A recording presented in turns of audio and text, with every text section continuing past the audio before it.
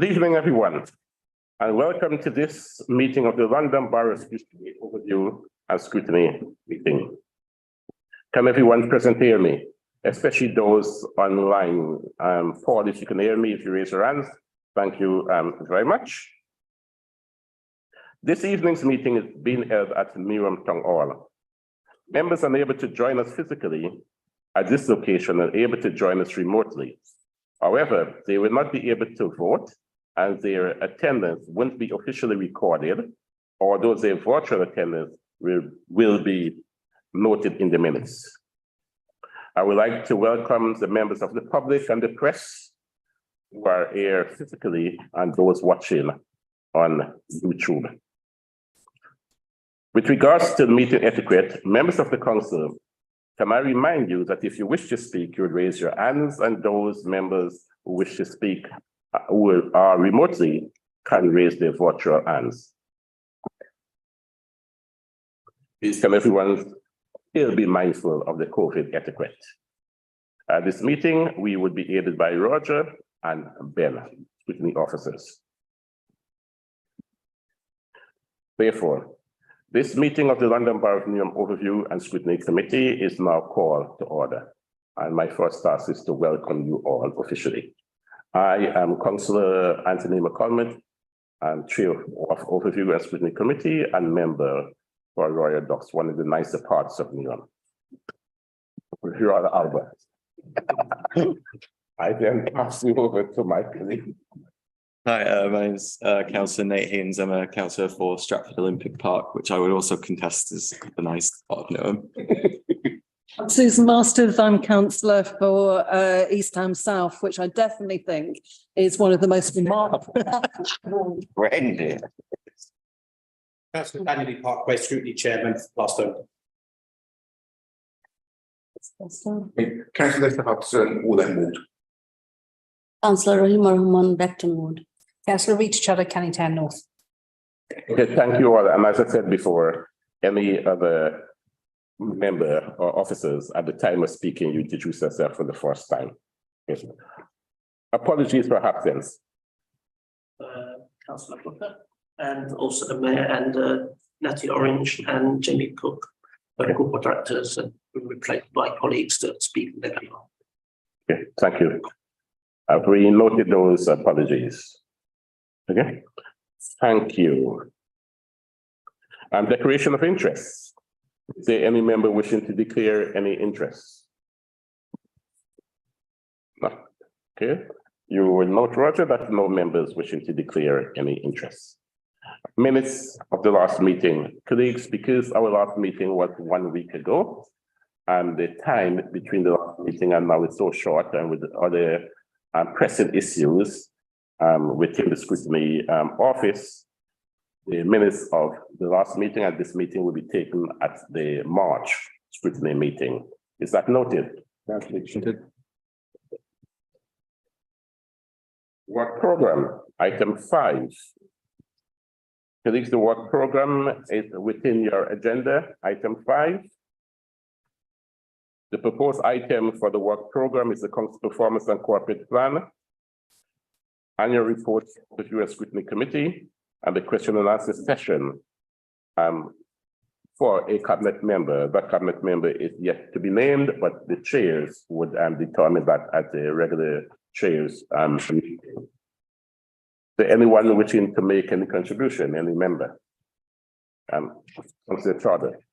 Chair, on page 22, where it references the 16th March meeting, I know we're going to have a discussion on the annual report for overview and scrutiny.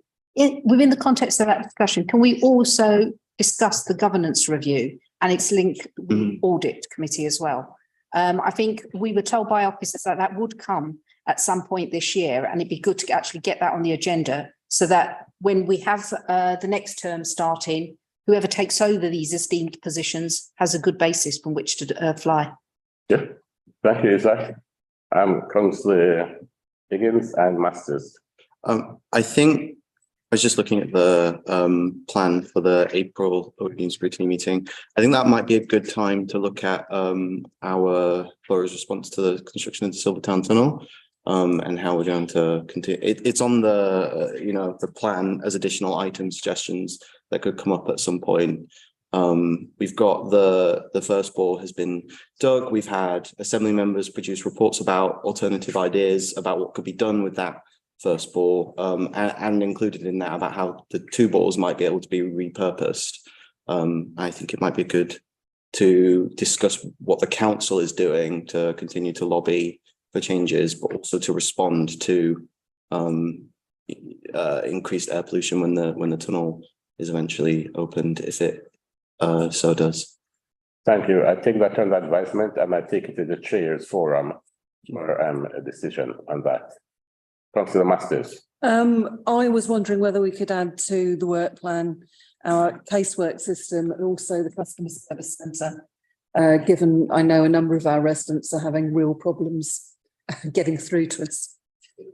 Thank you. Again, I would take that to the Chairs Forum. And those are also two items that I'm keen to see address here. Thank you. Anyone else? Okay. Is that item noted? Okay, thank you very much. Now we move on to item 6, the community assembly and the sales spend.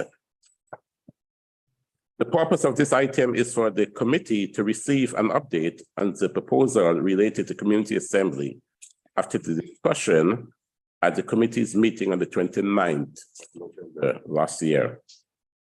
I'm delighted to welcome to this meeting Councillor Charlene McLean, Cabinet Member for Residents Engagement and Residents Experience. At least I got the name right. Now, it is for you, Councillor, to now introduce your team. And if you have any presentations to be made? No?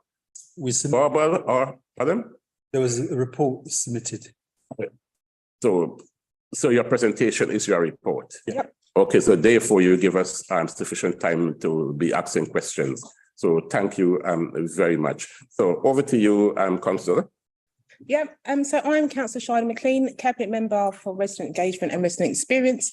As the Chair said, there's the apologies from Natalie Orange, who's the Corporate Director for this service area. But I have Mohammed Hamoudan here with me this evening to answer any questions that you may have on the community assemblies and seal spend.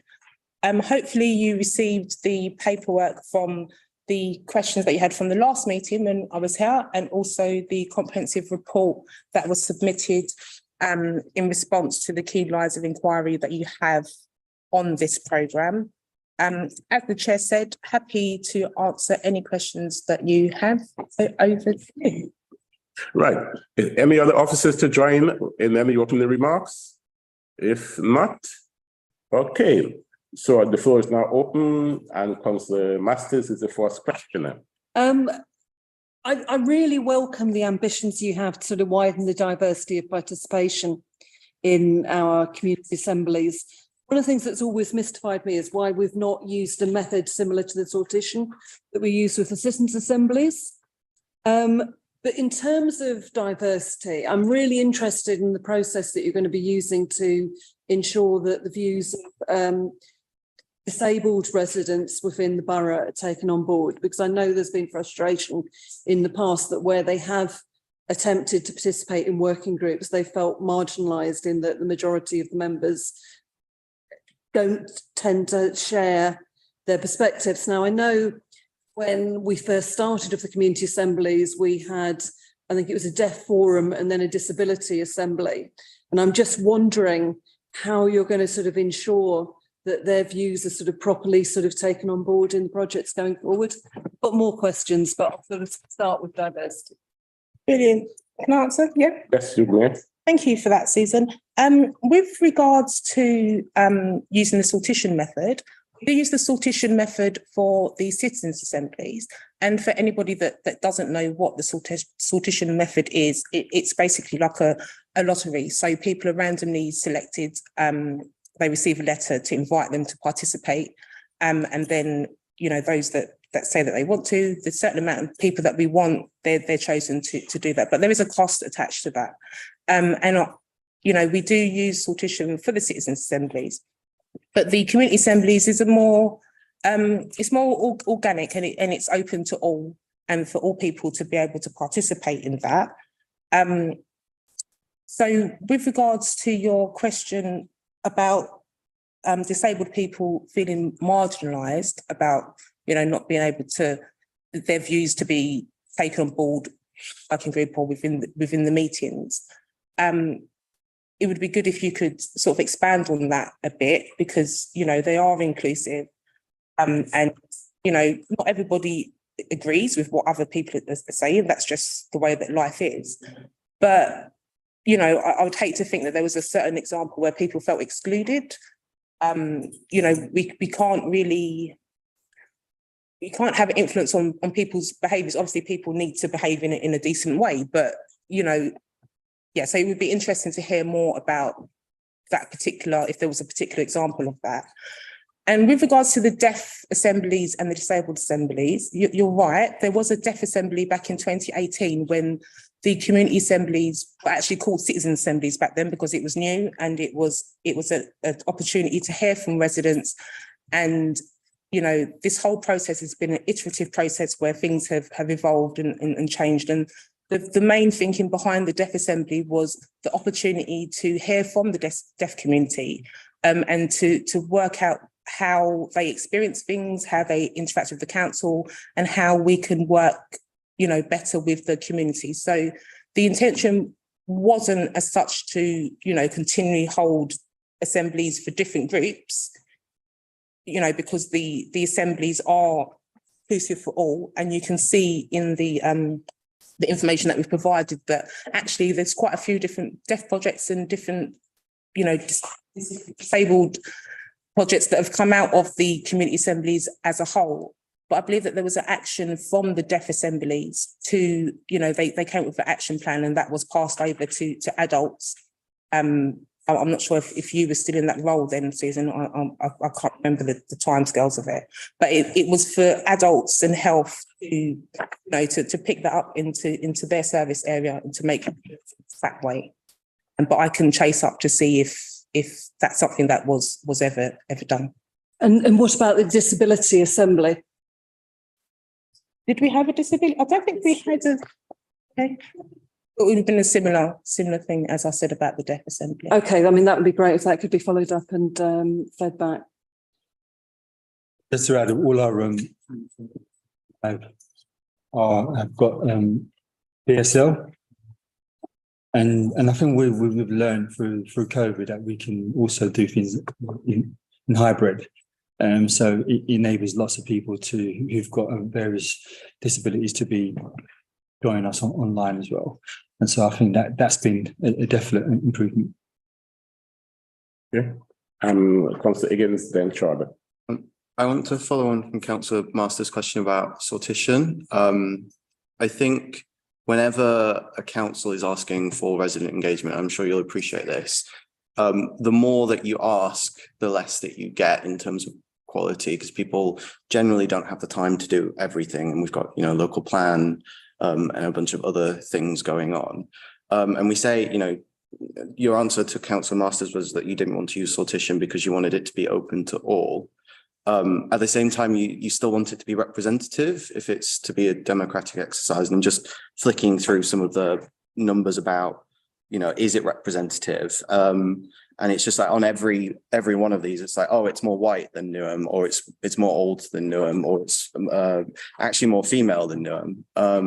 And so in lots of ways, it's not representative. And sortition is an effective tool to get a representative involvement. So I feel like I don't quite understand why sortition isn't being used. Okay. As I said, there is a cost attached to sortition, and the numbers of people that you would need for a community assembly. I mean, for example, for the citizens' assembly, Mohammed, how many people was it that we needed, and how many letters had to go out to get that? 10,000 letters that went out, and then dwindled down to. For 50 people, yeah. So for 50 people for the citizen assembly, there's 10,000 letters. And so if you think of 8 neighbourhoods and the amount of people that you would want to participate in the process. The amount of letters that we would have to send out, and then, you know, the actual process, it is, yeah, quite. And you think that would, because there is a proportion of the budget specifically designed to be used for administrative costs. I think it's 5%, if I'm correct. Is that more than the cost? Because there's also, you know, there's also a cost to the current system of engagement. So I'm not hearing. You won't necessarily have the numbers, but I don't. But there would be an additional cost. So that the cost that it already costs to run the community assemblies, then there would be the additional cost of the sortition on top of that as well. Councillor Charter, unless it's a follow-up on. It's very much a kind of follow-up, because Nate just raised the You may go ahead. issue of costs of the assembly. At the last meeting, and this is a question I'm asking on behalf of Councillor Booker, who couldn't be here tonight, but really wanted some questions asked in her absence. Apparently at the last meeting, she asked to get a total cost for the running of community assemblies, including the delivery costs. So, you know, not just the money that kind of passes through them, but the actual sort of delivery costs. And this hasn't come through for us yet. So I'm just wondering whether you had that with you tonight. One of the actions that was sent through, because we did send a response through to the various questions that came through from Roger. So it would be in there. If not, then we can get it for you, but. Roger? I'll have a check. The member was speaking, but whether it's was a question or not, seeing that you've got your officers here with you who are very high up in the organization, I'm sure someone can tell us how much it costs to run the assembly. Well, it's the actual assemblies in terms of it's made up of different staff. The staff that are appointed to the actual running of the assemblies is there as a part of their so I wouldn't be able to kind of. Okay, let me put it another way. How much the citizen assembly has an office, isn't it? How much does it cost to run the office? Or the directorate will I wouldn't be able to give you a defined amount number on top of my head. I think we did respond back to that in the report. Okay, another easier question then. We just finished budget submission. Yeah. In terms of and we know how much you're going to be spending, 1.6 million. Yeah. Etc. And we know so in terms of your budget submission, did you not break down how much it's going to be for? Well, 1.6 million goes directly to projects, so none of that is for administrative costs or staffing. Yeah. So there is an in-house, in-service cost, and those staff are already attributed to those costs. That's a part of their job, and so there is an additional money to run the assemblies. It's a part and parcel of the staff's job. Okay, so I'm turning to Roger because the follow-up, because that is one of the ways that members can be made aware whether they think we're getting value for money. Depends on how much we're paying, you know, because one of the things when Nate was engaging with councillor, no, sorry, I think it was Nate, yes, it was Nate engaging with the councillor. You said 10 million letters and then you narrow it down to 50, if I'm correct. 10,000. 10,000. Yes, and I'm thinking, that's a lot of letters and a lot of administrative time. And I'm thinking, is that value for money? You know, anyway, that is, that's what I was thinking. But when my time comes, I'm going to ask you some other questions. So I don't want to steal Rita's time. I was just going to add, so that was for the citizens' assemblies, which is separate for the community assemblies, 10,000. But we did submit the answer. Yeah, I'll Chair. I'll submit the response, and then if Councillor Booker is not happy, then we can respond to the committee if it doesn't answer the question. Thank you. Thank you. There is a sense of irony in promoting participatory budgeting and then not knowing what your own budgeting is. So I think it's important that we follow up on that. Right, just following up on Councillor Masters, pages 17 and 19 that you responded to us on the key lines of inquiry. You see the series of projects there that you state is hard of hearing and disabled residents. In some of them, it's quite self-explanatory how it's linking in with the disabled community. In others, dare I say, so it uses the word inclusive times. Can I request that actually you provide us with a little bit more detail so that we can be reassured that actually the services provided, and possibly some targets of numbers that organisations, because I think that would give us some reassurance to knowing exactly where and how the disabled community is being supported. I note also on page 118 of the overall plan on the equality impact, noted that the proposal will have a positive. Now, at several stages in this report, you also then go on to talk about needing to do more work on the equality impact assessment. And I totally get this is a work in progress in many details.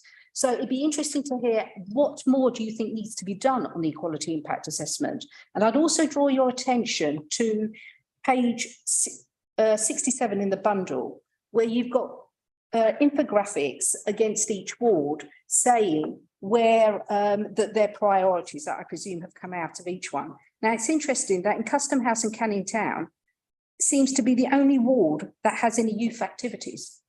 Now, how successful are we really being if in a borough where in all our corporate strategies, we continue to say we've got such a large community of young people, we've only got one ward that has identified young people as a priority.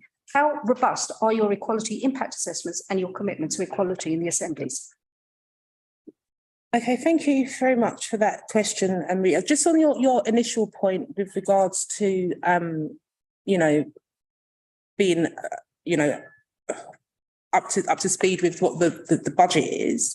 You know, the question was asked, and we did submit the answer. And it's a bit unfair to expect someone to know the exact ins and outs, and you know, with such a large budget. With regards to on projects that are slightly identified as either for deaf or hard hearing or disabled residents, I do get your point about actually a bit more detail would be useful. And you know, just saying that something is inclusive. What does inclusivity? That sounded wrong, but anyway, you know what I mean. What does that mean? So yeah, you're right. We can provide that further detail going on, and I'll pass on the other answer. Mohammed to answer if that's okay. Yeah. So these were a snapshot. Yeah. Otherwise, the document would have been large. So we can come back with the outputs as you mentioned. In terms of the quality assessment, that was a pre-assessment. So we needed to look at the more detailed approach in terms of how we engage with, or get some of that knowledge back from the community. Sorry, can I just clarify? Pre-assessment at what stage? Pre-assessment in terms of doing the quality assessment. Yeah. So there's a two-stage. There's a pre-assessment, which goes along with the cabinet report, and now we're in the process of doing a more advanced stage of the quality assessment.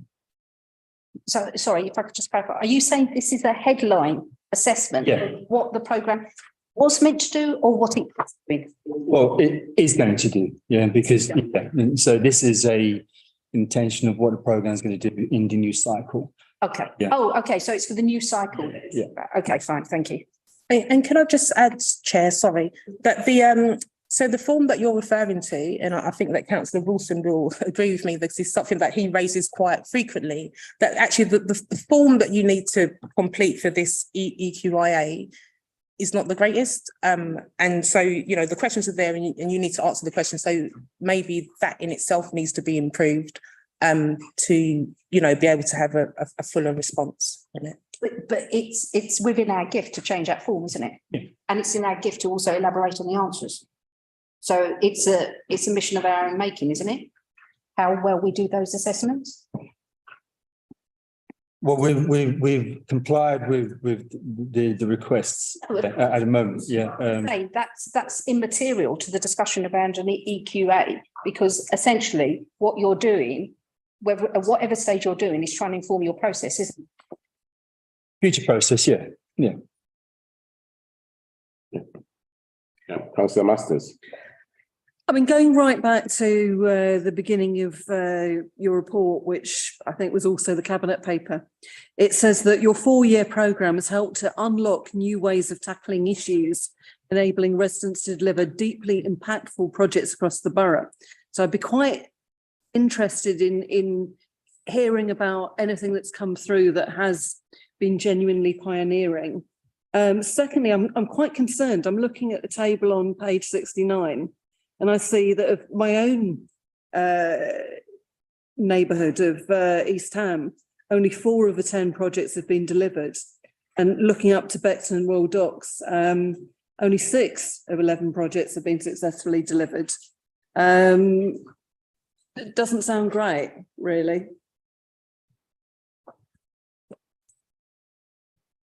So that's the number of projects that have been completed. For a number of reasons, there are some projects that have been held over, so they still continue, and they will. The majority of them will be completed, but for a number of reasons, permissions, etc., has stopped them from being completed as of yet. But work is still ongoing on those projects.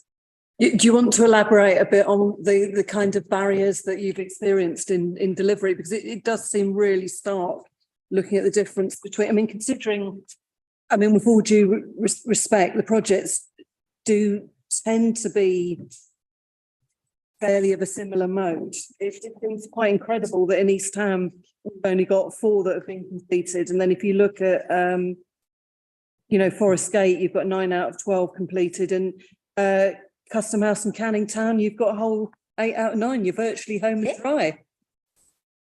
So I'd just be interested to hear what the barriers are. Okay, so I think that one issue has been with regards to different service areas working together. But progress is ongoing. I'll give you an example of the Brampton Park. It's the skate park and the community garden.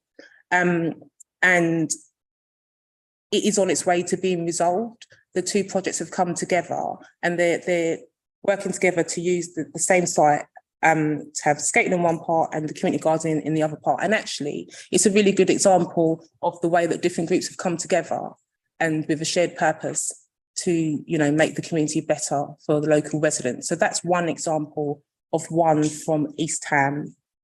Is that okay? Or do you want further examples? It would be good to hear more because I'm very aware of that one because I'm sort of been brought in by residents who were sort of deeply unhappy that they really wanted to work together and it was the council that didn't want to see the 2 projects that were joining up. And was there a particular part of the council that didn't want to see them join and working together? Was it community neighbourhoods or was it another service area? As I understand it, it was a breakdown between the community neighbourhood area and parks. Okay. But yeah, another example would be great. Just and very familiar. If I said, the permissions, because it's within the park, so the permissions don't lie with community neighbourhoods, the permissions lie with the parks. So I think you'll find that the issue may not necessarily be with ourselves.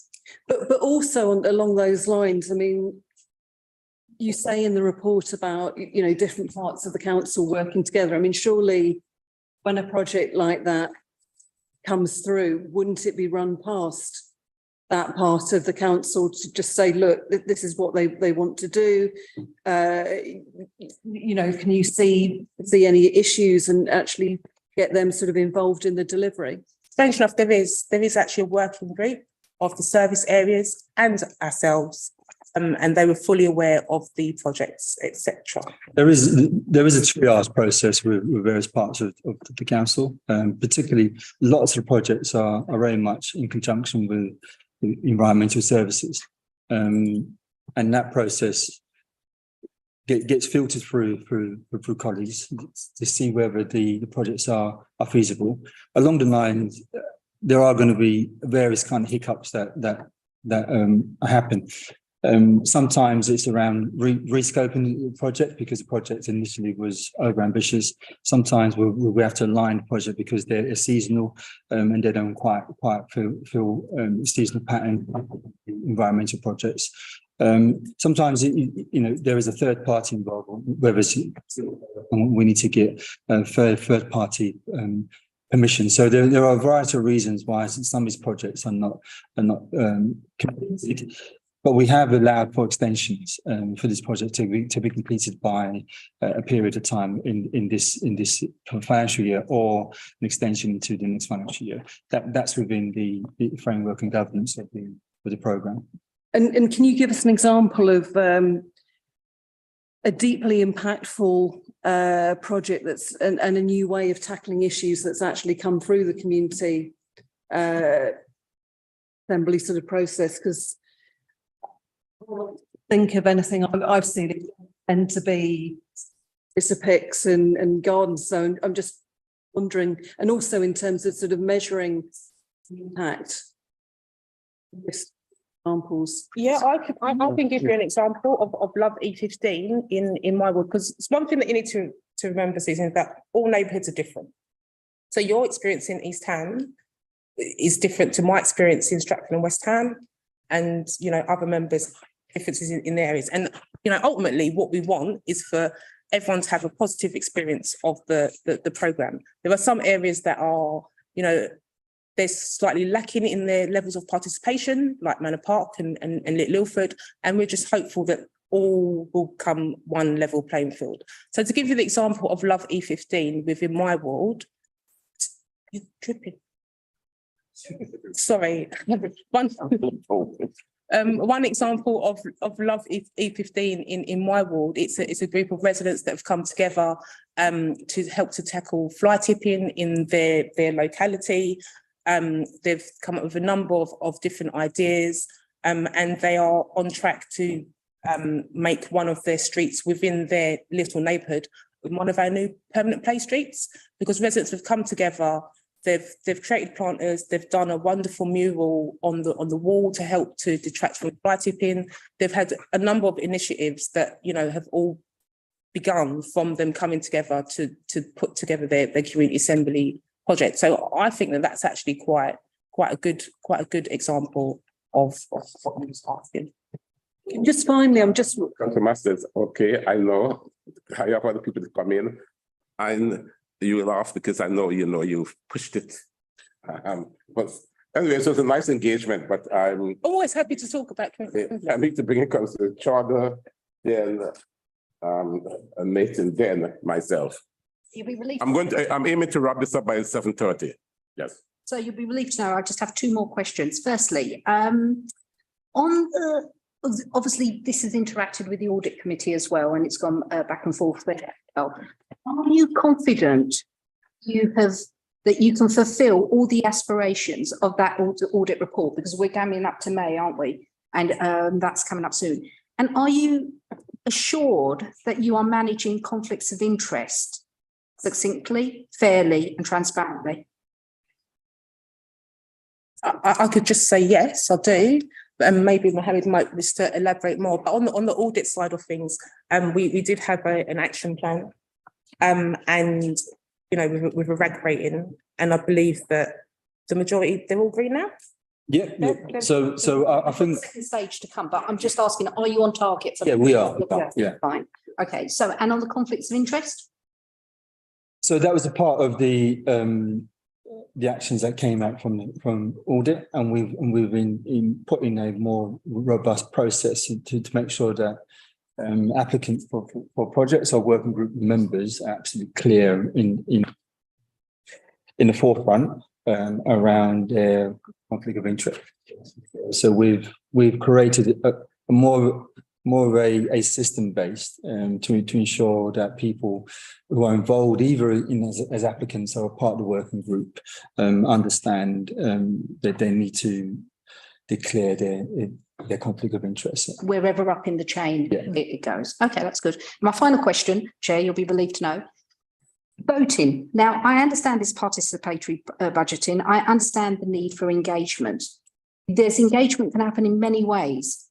Why have you chosen voting as opposed to grants 2.0? Because in the cabinet report that you presented earlier in the year, you also mentioned introducing a crowdfunding platform to work alongside this. Are you sure? Are you 100% sure that in a borough like Newham, crowdfunding and voting is the right way to go? And why are you sure? If you are. Well, I'm not, that's been a proposal.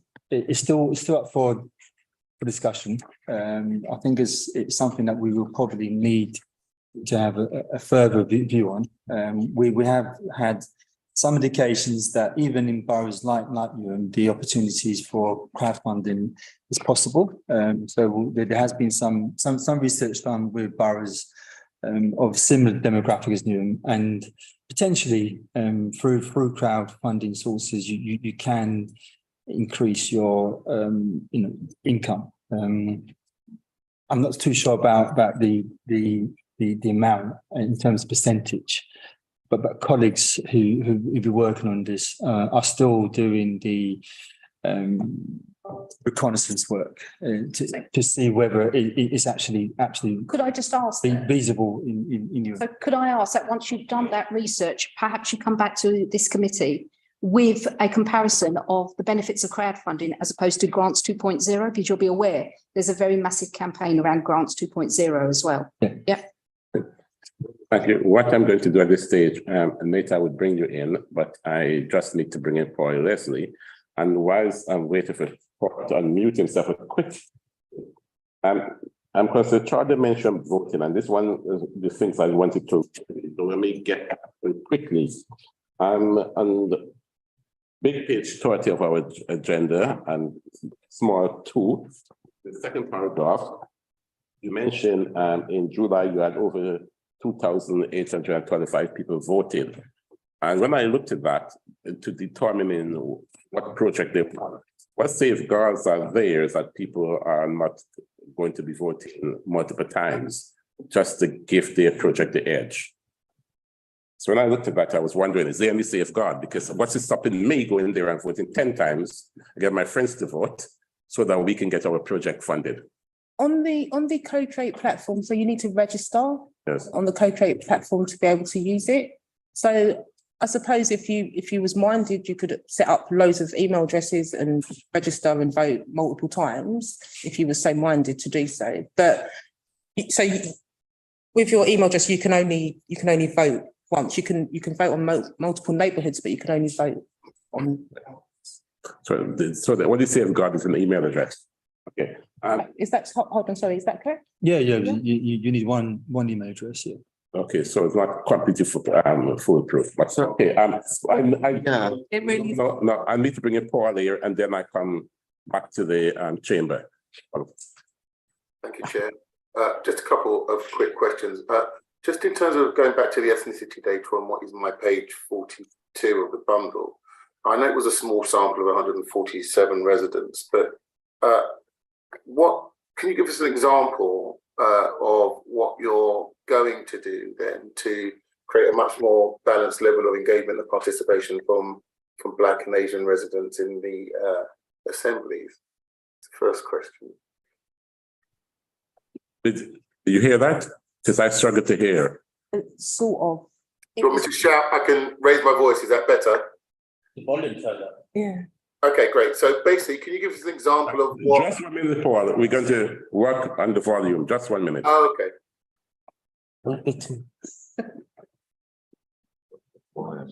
Yeah. Try now. Testing, Roger. Is that better? A lot better, but not too much. Okay. All right, great. So just really in terms of the ethnicity data, I know it's a small sample of 147 residents, but can you give us an example of what you'd be doing going forward to increase engagement and participation of Black and Asian residents? Okay. And do to increase participation of Black and Asian residents. Well, we have started a lot of outreach and actually going to speak to people directly rather than just expecting them to come to us. So we'll be targeting various different groups. Anything else to add, Chairman? Well, I think the community assembly programme has been is quite quick in terms of turnover and all the different stages. So I think the new proposal of having over 2 years enables us to have a more depth opportunity to do the outreach work. Yeah. So we are in a much better position in terms of time-wise to come up with different methods of outreach. So I think before we were very much constrained around trying to get all the projects and the cycle completed in 1 year. In the new proposal is that we're going to spend the majority of the first year doing the outreach work and the comms and the branding, and also for our community and neighbourhood teams to actually be out in the communities to do exactly what Paul was saying, engage with those back and south basic communities. So in essence, we've got much more time to do the outreach work rather than be constrained around the. There's work to be done. Yeah. Yeah. Thank you. Paul, I'm going to give you one more question. Okay, can I have 1.5, Chair? My half question really is, in terms of underspend, what happens to that money? Is it put back into the pot, or is that money lost to the community? And this would be underspend based on projects not delivered. It's rolled over to the next year, so it's not lost to the community. Okay, thank you. And the last question really relates to youth participation. I understand from the data that the youth participation levels in this structure of assemblies is quite low, but is that because you haven't overlaid it with data for the youth specific assemblies, which also have a budget that they spend locally? And if not, it would really be useful to see an overlay of that data with this data. Yeah, that's a really good point, Paul. No, the data isn't overlaid. I know that some neighbourhoods have had specific projects run by young people, and it would be nice to see more, and to also see intergenerational projects, which I love that sort of thing. It's really good. But yeah, no, that's a really useful comment, and we'll take that on board about the overlay. Thank you. Thank you, Chair. Good, thank you. So I have 3 persons more. That is, I think it was Susan and Nate and myself. So 1 question each. Yeah, no, I've had a few. I have the question that I've been waiting to ask for a while, but also a direct question in response to what we learned about emails. I'm somewhat hesitant to say this because it sounds like it fatally undermines the system, but Gmail lets you have infinite email addresses from a single account. You just have to put a plus after your, I'm a software engineer, so I know this. You just have to put a plus after your username and it creates a new email address. And so one person could vote 100 times, 200 times, 300 times if they were so inclined to sit and do that. Is there any fraud detection going on in this at all? Because this is, £5,000, £20,000. We're influencing fairly large amounts of money. I mean, it's a good point. I mean, if someone was inclined to spend their time to do that, they don't benefit financially from themselves. It's a project for the community. So sure, but the council that gives one person. Yeah. You said you want it to be open to a democratic process. That's why one of the reasons we don't use sortition. But it's not democratic if one person can double, triple, increase their influence by 100 times. And I'm confused why you don't seem as concerned by that as I do, and I think as Councillor Masters is. I've got something else to say. Maybe you would like to add. Sorry, I'll come back to that. I think colleagues, right? Only one chair in this meeting, right? Good. So you're finished now with your 1 question. No, that isn't my question at all. Wow. oh, he said one question. If you I tell you what, because of the time, because you've asked that question, I'm going to give Susan one question and let's see what is left. And then. Sorry, Chair. Because- It's not really fair to know. Yeah, that isn't. Yeah, he's not really had his question, because we both had follow-on comments from the last. Okay, so you do, okay. So I've got a follow-on thing. Nate, really. Yeah, can I ask my actual question? You to me, Nate, you have the floor. Thank you, Then Chair. myself, and then what's left is yours to me. So this is in relation to the Key Line Inquiry number 4. I apologize if this isn't written for what it was meant, but the answer kind of misunderstands what the purpose of the question was. And what this came out of was a worry that the council spends a lot of attention on how we're spending 20% of SIL monies, which is what the neighbourhood portion, which is what funds community assemblies. And we don't talk a lot about what happens with the rest of it. And I don't think we have the most recent data. I'm looking at the SIL report that's up to date up to March 22. I don't think we have the next one yet. So it may be interrupted by COVID. Something like 82 million pounds. Sorry, I'm getting these numbers wrong. A huge proportion of the SIL strategic money just isn't spent, and I don't know why. And this is something I'm trying to find out, is how much of your attention is spent on this community assembly project, which is big and flashy and involves residents, versus SIL money, which makes up the vast majority of it that isn't part of community assemblies. That comes under, that's not under ourselves, that would be, I'm not sure if Jane Costa. It is under SIL. So there's. So the monies that come to us through the neighbourhood portion of SIL, Okay. that's Well, us. the But agenda item is SIL and. and as just said, that doesn't come under my portfolio. That would be planning and region. So I'm not sure if colleagues are online, as she is, as I. Right. Thank you. Okay, right. So what I'm going to do now, I'm going to be bringing in the officer, Jane. Do you want to come in? You don't have a lot of time. No, it's okay. I think we've got about £26 million worth of strategic SIL in the pot. We have spent some of it on various projects. We've been working with finance in the development of the council's capital programme, which was just announced recently as part of the budget papers. So the intention would be to use that strategic SIL to part fund those capital projects, but there are also things that are outside of the council where SIL can be used to match funds or leverage funding. So we've got projects like the DLR extension to Beckton and Thameside, plus things like the Stratford Station regeneration. But I mean, that isn't part of the, as Councillor McLean said, that isn't the kind of remit of this committee.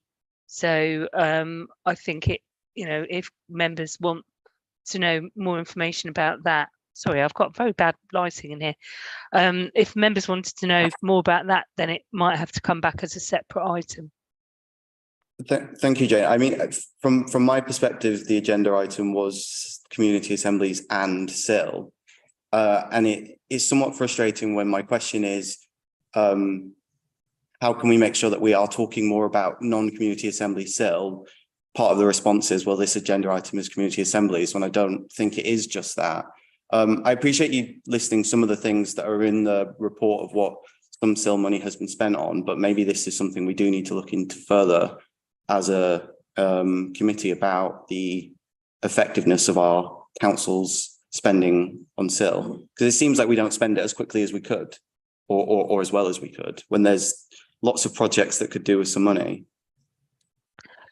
Well, I mean, I think that the strategic SIL has got more kind of constraints on it in terms of what it can be spent on, in that it can only be spent on defined infrastructure projects, which is why finance have been saying it's just one source of funding, and they want to put it towards funding the council's capital programme, which obviously includes certain infrastructure projects. But I mean, I've worked in 8 councils altogether, and this isn't a thing that's particular to Newham, that it is quite difficult to work out where to spend the SIL on, because councils find it difficult to work out what their infrastructure priorities are.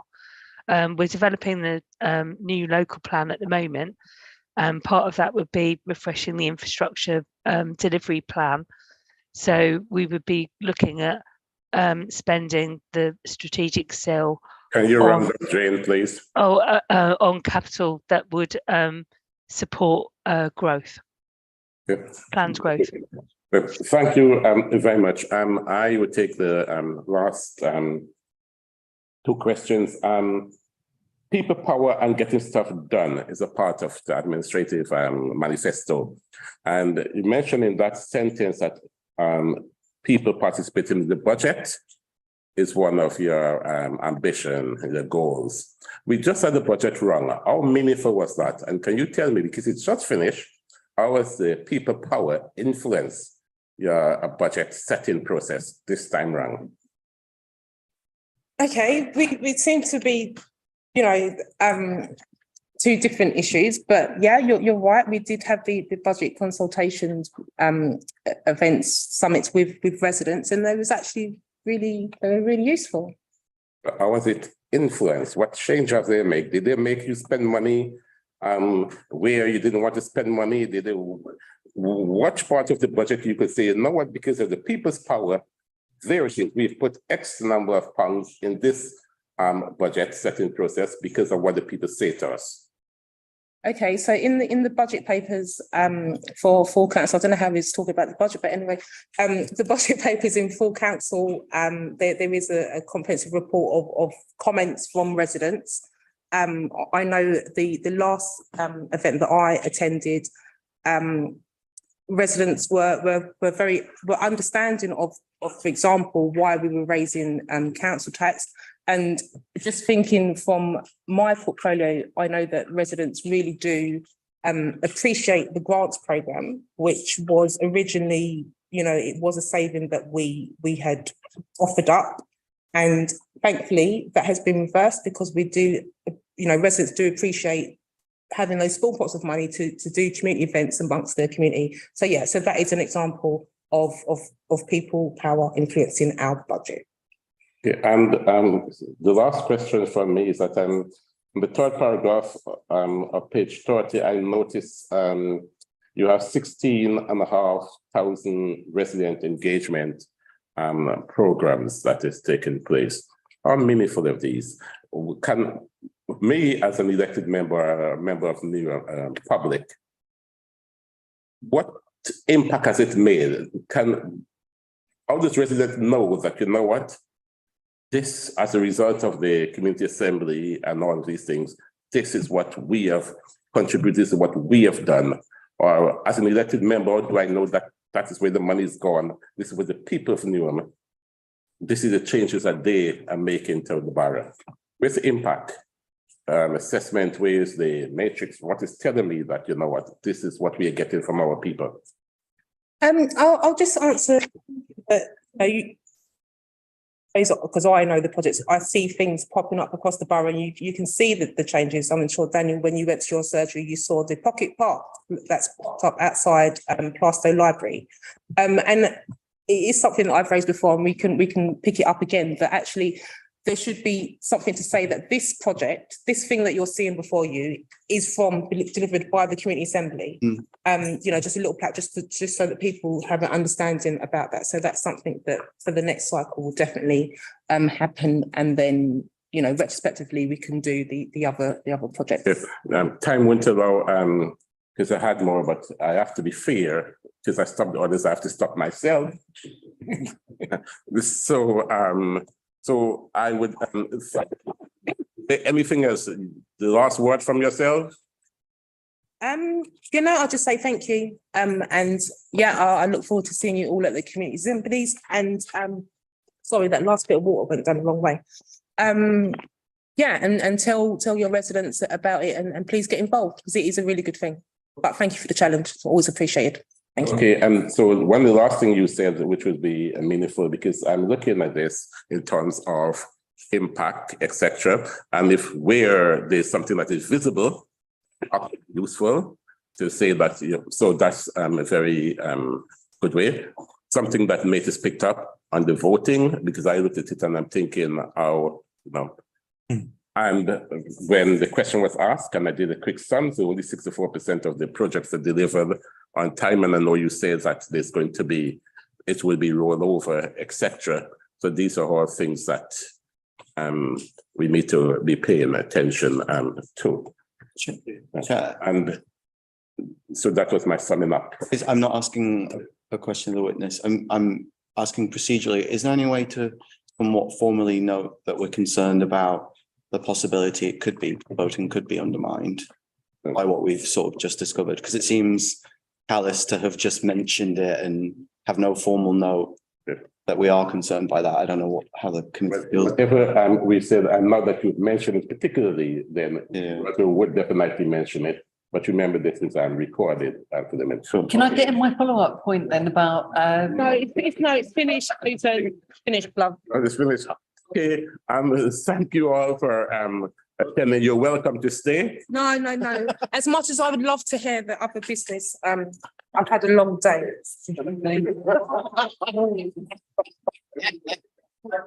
Yeah, I'll watch you. Thank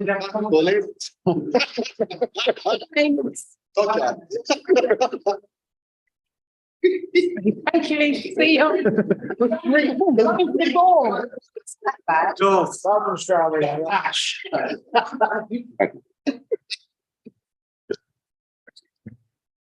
Okay.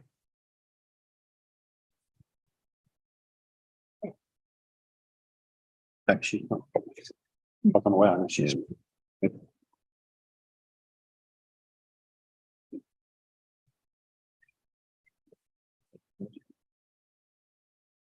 Right. Item 7. Committee will now move to item 7 on the agenda. Sorry, that's not James, I'm bringing you in before your time. It's not your time now. The next item would be the sex workers item on the agenda, and who would be, I suppose it would be yourself, Neil. Yeah. Okay.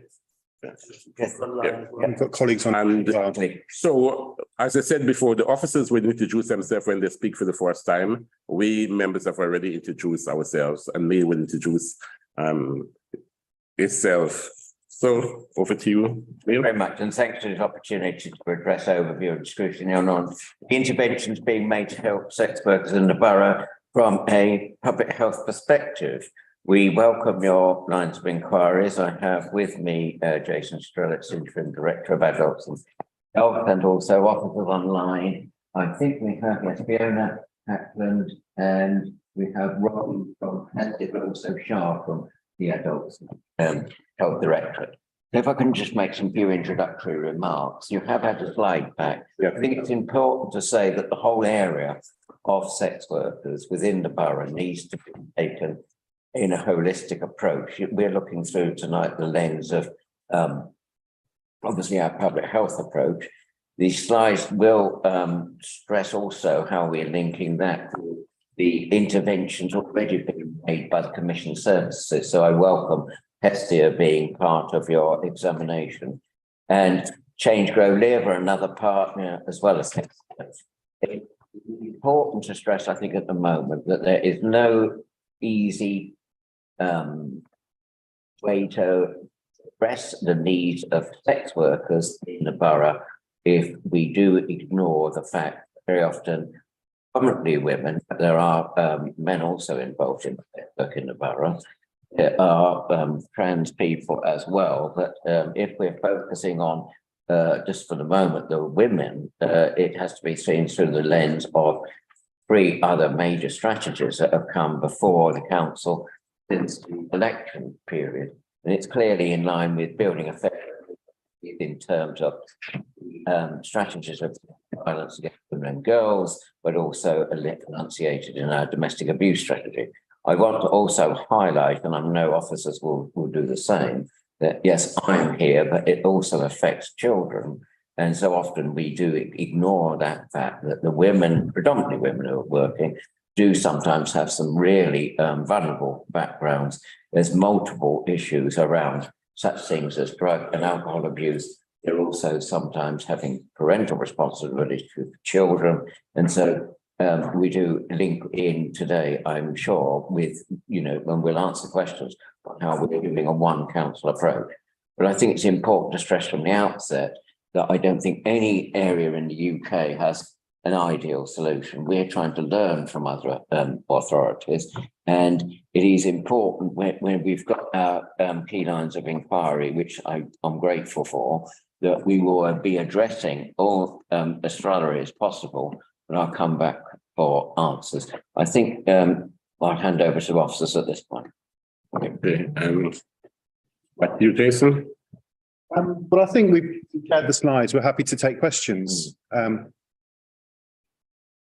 Right. I've seen Councillor Charlotte.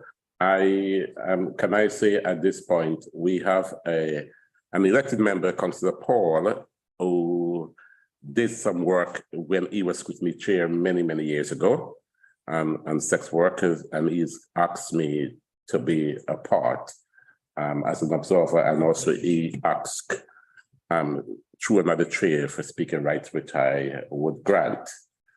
So I just want to say that at the introduction. So, Councillor Charlotte. Just a very quick question. I know you mentioned Hestia. In the on page 129, where you've got your partners, Hestia's not mentioned. Really?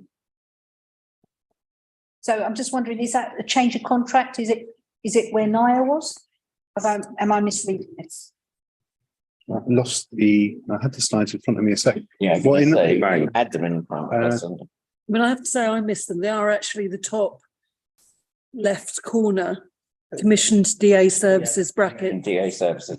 Yeah, they're there in the top. But not very prominent. Diagram, they're in the top left hand. I'm with you, sorry. Okay, just one quick question to Hestia. Firstly, I know that there was problems in finding safe spaces in which to have conversations with women. Is that still an issue for you? Is that a cost that's built into your budget? Good evening, everyone. My name's Robbie. I'm one of the area managers for Hestia, and I oversee the delivery of the NUM contract, which covers the domestic abuse contract, violence against women and girls, and more in line with today's meeting, the Alicia project, which is supporting women exiting sex work. Yes, finding safe spaces to support women looking to exit sex work has been difficult in the borough. We currently deliver drop-in sessions with CGL twice a week. We have just started a new initiative providing drop-in sessions at Anchor House. With the closure of Plashett House, did have a major impact for women looking for safe spaces to sleep, and having a safe space to reside did have a huge impact on the delivery and supporting of women within the borough. We are looking at alternative locations, and something we have considered is an idea that we looked at in other boroughs, such as Lambeth. We provided an exiting sex work project where, in line with the police, we were able to provide mobile units in the night where women would be able to sort of step into these mobile units, receive something hot to drink, receive medical care, support, and access anything they needed in a sort of confidential private space to support them to exit sex work. In terms of co-locations, there are elements of that built into our budget, but not fully. Sorry, Chair, just one final question from me. I know in previous situations, Hestia's, because of budget constraints, been forced into situations where you've met women in coffee shops, where you've had to have confidential discussions in coffee shops. Can you assure us that that practice doesn't happen anymore in terms of your work in Newham? No, that does not happen anymore unless a woman requests us to meet somewhere in the community where she won't be clearly identified. We are using, so Hestia launched during COVID, we launched our Safe Spaces initiative, which is in conjunction with our corporate partners, HSBC, Lloyds TSB, and all the pharmacies across the UK. So Boots, Superdrug, local pharmacies, where women would normally go. You would go on a day-to-day basis. So all of these partners have been trained and have safe spaces, which our workers do use to meet some of the women. And these safe spaces are heavily advertised now in Newham for any victim of DA, exiting sex work, or those that have had any violence against them contributed. So we are using a lot of our safe spaces. Thank you. Okay. Councillor Lee Parkway. Thank you. My first question is a very basic one, and I've read through the pack and I can't seem to see it. How many street sex workers are there operating in Newham at the moment? And that's a very basic question, but I don't seem to see it in the pack. Well, I don't think it is a very basic, I don't think it is a basic question, but I'll hand over to Shah. Do you want to kind of give the councillor? It's a number. I just want a number. I don't have a number for you, but I mean, there's a reason why it's not a straightforward question to answer. Hello, everyone. I'm Shah. I'm Domestic Abuse and Sexual Violence Commissioner, sitting under Public Health. Sorry, excuse me, I've got a bit of a bad chest. In terms of data, I think that's one of the identified gaps we're going to probably be discussing a bit later on this evening. We can only share data on the women that we meet with. We need to be looking at data from other sources as well, especially the police, who probably come into contact with most women and most male buyers of sex in the borough. So I think in terms of data, we'll be looking to police and other agencies as well. I know CGL collect their own data, obviously Hestia do, other partner agencies do as well, but we're not able at the moment to give a collected figure until we all come together and share our data. Okay. Can I follow up on that? We've been working with sex workers for the longest while. There have been strategies in place, etc. So whilst you may not be able to give a definitive number, but it would be helpful if you can give us an idea of how many women, because if you yourself don't know how many women you're working with, how effective are you going to be? How many, and apart from the police, they're not here, you're here.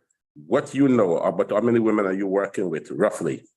Okay, so if I just sort of differentiate, so there's different areas of sex work. So, for example, there's on-street sex work, where Hestia is supporting most of the women who are working on street.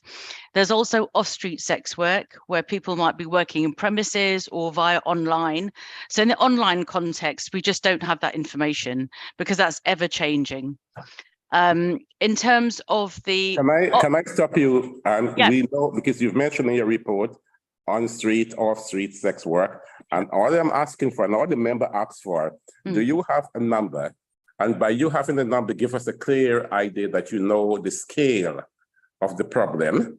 Without a number, you're not convincing us that you know the scale of the problem. Is there a number? And if you do, it's okay, just that we will ask you to find out and come back to us. No, I'm just going to come to my answer. I'm just trying to explain the challenges in getting numbers.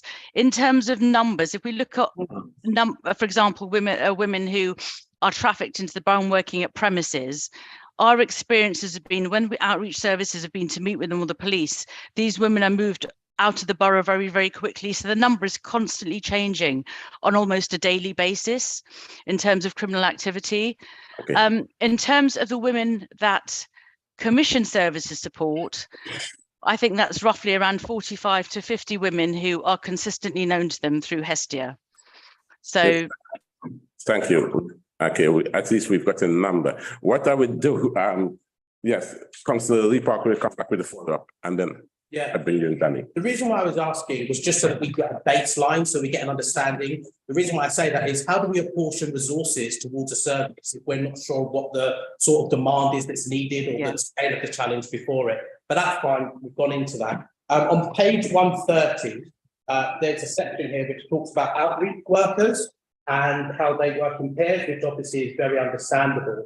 But it also speaks about the fact that they need to be accompanied by community neighbourhood police officers, which again, I actually understand. My question is to the public health team. If the workers who are working with predominantly the women who are part of the street sex thing, and it's so dangerous for them being in that space, have we done any work on the effects of this on residents? So for example, children who have to play out in that street.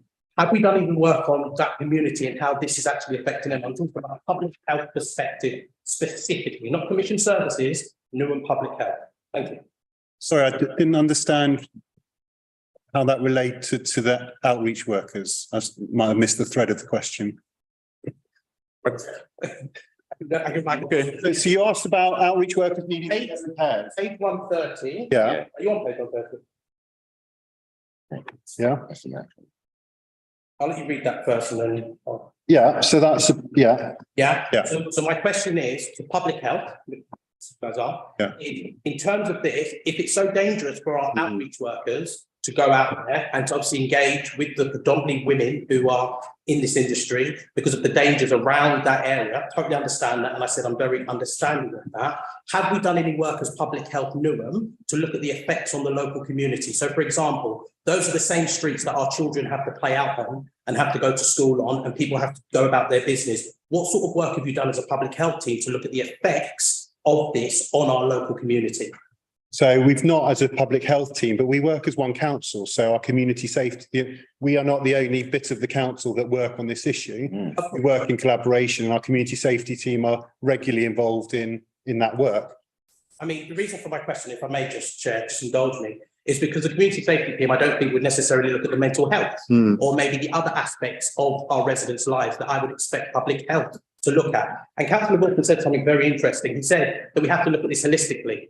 And so I would ask you, in looking at that holistically, have you thought about the residents who live in that area who are suffering the effects of some of this that's going on? That's my question to. Can I come in first? I mean, I think we have to be very careful. I mean, this is seen often through the prism of the lens of Romford Road. I would stress, as I have done repeatedly since I had a portfolio role, that sex workers occurs in a lot of geographical locations, not just in the Romford Road. I want to stress also that, when I say a holistic approach, I think it is important, just like the numbers issue about, what is the scale of the issue. We are dealing with a lot of complexities here, and I think you're absolutely right. If only we could resources, we have, in terms of the work with the Mental Health Trust, East London Foundation, we have had considerable progress, but we've got a long way to go. And it's further on in the pack, there is some reference to both the mental health of residents who are affected as well as those who are vulnerable within this context. I mean, I don't think any simple answer. You can't say that there's a public health approach to everything going. It has to be with partners. It's not just a public health directorate. You're right to highlight mental health, for instance, but the same could be true of the effect. You're wrong there. Yeah. Sorry, but I thought it was a long answer because it's a complex point. Okay, can I, from the responses that we've been hearing, basically, and from what we've heard from Jason, because the question was about what is public health doing? Public health is not doing anything. It's one council. You talked about the community safety team. You don't know if they're doing anything, so we have to take it. Perhaps nothing's been done. So can we? No, I think that's it's not a reasonable conclusion. No. We've got a slide which shows the partnership. Sorry, you interrupt me before I finish. If you wait for me to finish, and then you can interrupt. Okay. Or you could come in. So since that you interrupt me, I withdraw what I've said. What I'm going to ask then. So Roger, can you make a note for us to ask what is being done along the lines of Councillor Lee Parkway question, what is being done to safeguard and protect the residents. And I move on from that. I've seen other members, and I've seen you, Danny, I've seen Paul, Terry, and I've seen Susan. I'm going to bring Susan first. I'm going to bring you in, Danny, and then bring in Paul Leslie, and then Terry. So I was quite shocked by the lack of data and the fact that, you know, you're championing your partnership work and then saying, well, you know, the police will have the data. Surely part of that partnership work would be that pooling of intelligence and information. So I'm just wondering if it's not doing that, which it doesn't seem to be, what you are achieving through that partnership work. Fiona, do you want to come in on that one? So I think there's maybe some background that we need to give to members. Hello, everyone. I'm Fiona Hackland. I'm Assistant Director of Commissioning in Adults and Health. There was a point until mid last year when we were getting good intelligence from the police, both in terms of the numbers, certainly of street sex workers that they were aware of, particularly in Romford Road, but elsewhere in the borough as well. And it was incredibly helpful information because not only were they giving us numbers, they were also telling us where they had seen some of the women so that we knew where they were, and Robbie's team could go and find them and try and kind of like continue the access to them. That flow of information has stopped since last year. We are working to kind of re-get it. But that's why we're being a bit vague about how many sex workers there are in the borough. That was very dependent on police information that we are no longer getting.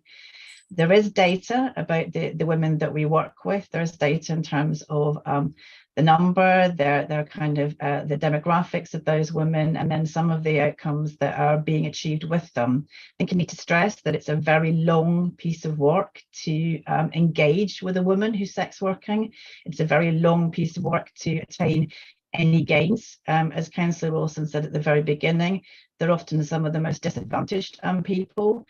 They have absolutely no reason to trust us or Hestia or anybody else when we try and approach them. That's a trust that has to be gained. We take a strengths-based approach and a trauma-informed approach to them. If we approach them and offer them what we think they want, they're likely to disengage with us. We have to work with their expressed needs first. So I think there is, in terms of the information that we have about them, Robbie's also come with a case study about one woman who's been worked with over the past couple of years, that she can be able to talk you through some of the specifics of the work that's been with one person.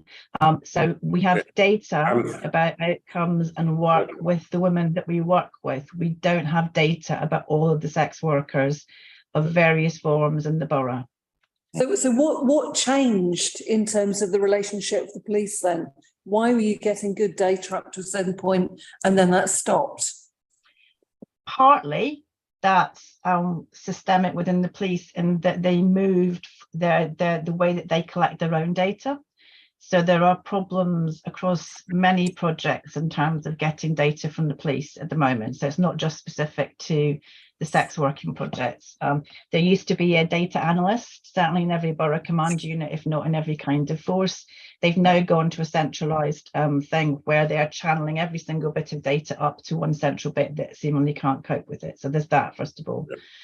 And then there was a decision made in, I think, summer of last year.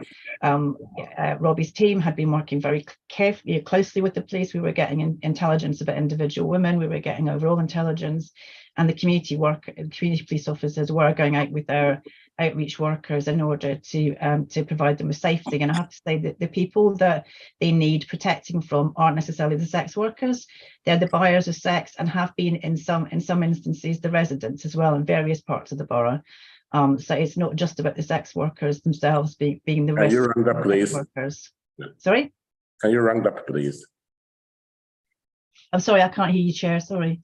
Okay, no, I'm just saying that if you sum up and round up in your response, please. Okay. I think that's probably it for the response, to be honest. I can't. Yeah. Was there any specific else that you wanted in the answer? I still don't really have a sense of what this partnership working looks like in a kind of nutshell. Yeah.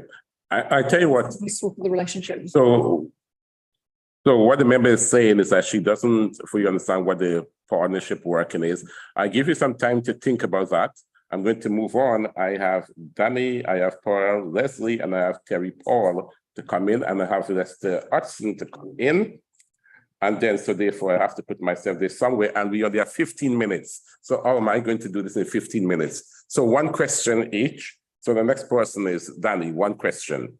I am Councillor Danny Keeling. I'm leader of the opposition. My pronouns and they, them. I just wanted to say, as somebody who lives on the hotspot, I live on John Barnes Walk, off Romford Road, and I've spoken to sex workers in this area. Mainly, they are usually, specifically, I've spoken to them because they're either hungry or thirsty, and they've asked me to go in the shop and buy them something. Now, if we know of these hotspots, why are we not putting the information and what support we can in the kind of car parks that people are bunking up in?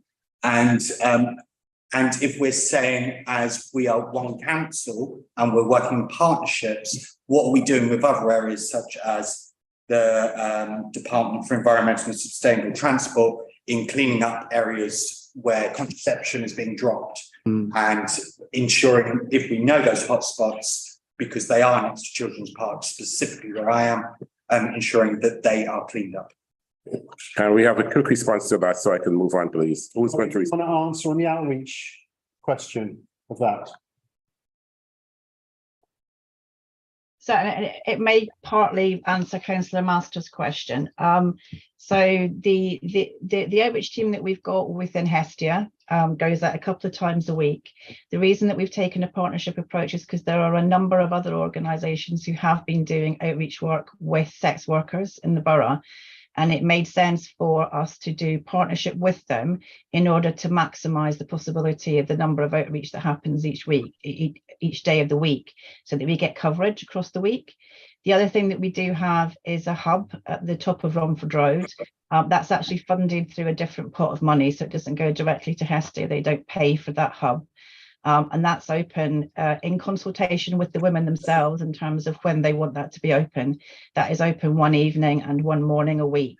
And that offers showers, washing facilities, hot drinks, hot food, and then also other services there who they can speak to if they want to. So obviously there will be Hestia, there will be the substance misuse service, there will be mental health providers who can speak to them.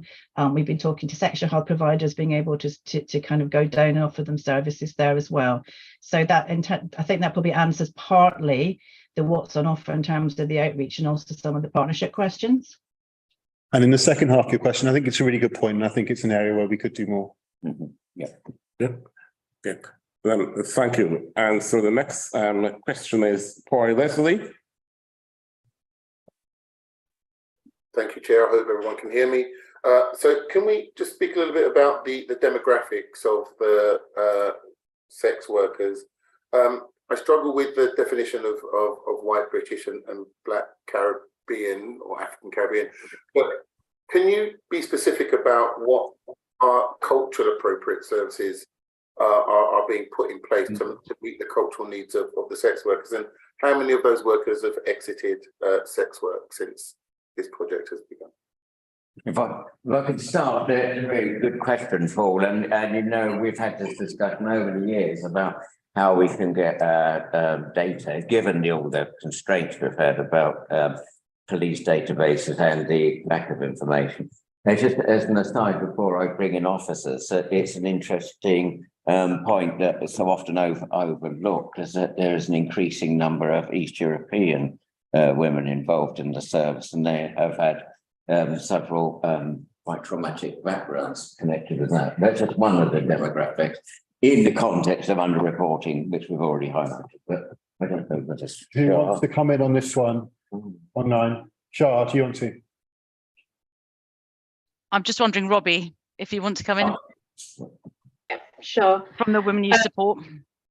Yeah, so from so you'll have to bear with me. I came into my post and supporting the Alicia project for the last 6 months. In the last 6 months, we, since I've been in post, we've managed to get 4 women off the streets. One of the case studies that I wanted to highlight in terms of partnership work and the work we've been doing with services that are available in Newham that Fiona mentioned is a young woman, we'll call her Christina for this meeting. In terms of demographics, she was Eastern European. She'd been trafficked into the borough. She's known to all services for over 20 years. She's a known sex worker in the borough for 20 years. Once we started working with her and linking her into local services and working with her in terms of trying to get her to exit sex work, in the holistic approach that Fiona mentioned, unless we work with their needs, they are not going to engage. We cannot go into supporting these women and telling them what they need and what do they actually need. And it is that holistic approach that is allowing us to get more and more women off the street. So in a short space of 2 months, we've managed to get 4 women off the streets, and that is purely by looking in terms of their backgrounds, their demographics, and where do we need to start in terms of grassroots. These women started very young, due to multiple disadvantages. They needed to be linked into basic stuff in terms of getting their identities corrected, getting access to bank accounts, getting access to benefits to actually get them off the streets. We then linked them into our modern slavery team, and we've managed to get them out of the borough into safe houses in alternative boroughs where they will be kept safe. So just in the space of my being in this post, which is 6 months, we've managed to get 5 women off the streets. Thank you. Paul, did that answer your question? In part, Chair, I was very interested though in the demographic. Yeah, because I didn't hear that part either. Never mind, because of time, if we have time, we come back to that. Terry Paul. Yeah, thank you, Chair. Just for declaration of interest, I was the Scrutiny Chair in 2012, which did a report into sex work and changed the council's policy. That context is important. I would like to comment on a question. I'm quite surprised what I've heard today, because in 2012, because of that report, the council's policy towards sex work changed from an enforcement approach to an holistic approach. In the report, which was done in 2012, it listed the numbers, on-street, hotspots, the whole thing. I was quite interested in that non-debate about how many numbers, because I looked up the report and I'm able to tell you what the on-street sex work figure was and the off-street sex work figure. So the first question is, the borough adopted a holistic public health approach to sex work in 2013. How successful has that policy been 10 years hence? And the second part of my question is public health supportive of the proposed PSPO to address the issues of ASB around the sale of sex, specifically target individuals, especially men? I'll do the political one on the second. Yeah, and do you want, it's not a political one. Yeah, I'll answer the second part then. Yeah, I'll answer the second part. I'm not having a debate about whether it's political or not. I'll answer the second part. Yeah, do you want to give the historical perspective? So the main perspective that I can give is from the services that have been commissioned since 2012. Which, although currently they are provided by Hestia, there has been a sex work, an exiting sex work service since 2012, 2013, by the time we got it commissioned and in place. So there have been women that have been moved off of the street by subsequent providers over those years. I'd be interested to know if did you get that data from the police, or was there another source of being able to do that, to be able to get that data? And was it a snapshot? Because I think there's something about we might get a snapshot from the police about what they think is going on, but as Shar said, it's a very movable feast. We have women being trafficked in, we have women being removed, because they know that, because whoever it is that's operating them knows that they are being Fiona, being contacted by services, etc. Ms. Ackerman, can you just pause for a minute? Yeah, if you look at the report, the figure was a snapshot. What we did, we took different data sources and set them out and done an aggregation and sent that data back into police. The figures of proportion are roughly correct. They were checked with an organisation who were commissioned by Hackney, and we checked it confidentially with their data set. So at the time in the report, the figures were on point and they were accurate. And all the different statistical variations and qualification of the report. Just to get back to my question, I'm asking the question, how successful has that policy been for the past 10 years? I haven't really heard how successful we've been over 10 years. It's a long-term holistic approach. I suspect everyone here in the public health team has read the scrutiny report from 2012, which informed our policy. I just want to know, over the last 10 years, of the holistic public health approach, how successful have we been? And I answer, I'm a Stratford councillor. The question really I'm asking was having a conversation with a resident today. So I'm asking really on behalf, how successful have we been? I just want to know, I don't want to know about individual case stories of individual people. That's tactical. Strategically, how successful? I haven't really got an answer. Yeah. And my second point, Neil's going to answer my second question, I think. Yeah. Yeah, no, that should take us about a minute and a half the most. Quickly, is either successful or it's not? How successful is it? Yeah, do you want to give a perspective on that? Well, Robbie's actually got her hand up, so I suspect that she might want to come in and say something as well. I think it's successful in the sense that we have got women away from sex working. It's not successful in that women have come into the borough to do sex work. So that figure that you're talking about has probably been topped up over time. So you know, we can talk about how many women have left, and women have left sex work, and they are data set, Fiona. What I really want to get to, when we talk about success, have we got a data set which is quantitative rather than qualitative, which is your answer? So what is the data set? Over the last 10 years, where is the data which tells us this holistic approach of all the partners, how successful have we been? Because obviously I'm assuming that success criteria would have rolled into your new strategy. If you don't know how successful you've been for the past 10 years, how have you developed this new strategy? Well, we don't have a new sex work strategy at the moment, as far as I know. So I mean, I say it is. Sorry, Chair. The slides say, sorry, Fiona, the slides given out say this is a new strategy in line with the new part of the corporate plan. So that's a new strategy, right? That's the manifesto commitment to develop a new strategy. Right. So we've got a new strategy here, but for the past 10 years, we have another strategy, right? That strategy is not yet written. So you haven't evaluated the last strategy? We haven't written the new strategy yet. Right. So what is the evaluation for the last strategy then? So we can certainly provide figures from the last 10 years and from the various Okay, services. can I interrupt? Obviously, here in the exchange, and the member is asking for data to make that assessment, or for you to say, yes, it's been successful. What I heard you say, Fiona, is that it's been successful because we've had sex workers leaving the sex work.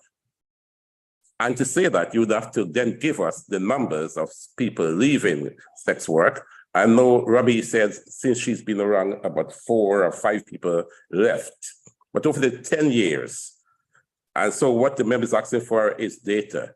If you don't have it, what you might be advised to do is to say you would come back to us with the information, and so to go away and get that information and come back. So as it is, what we are hearing is that the success hasn't been measured or quantified.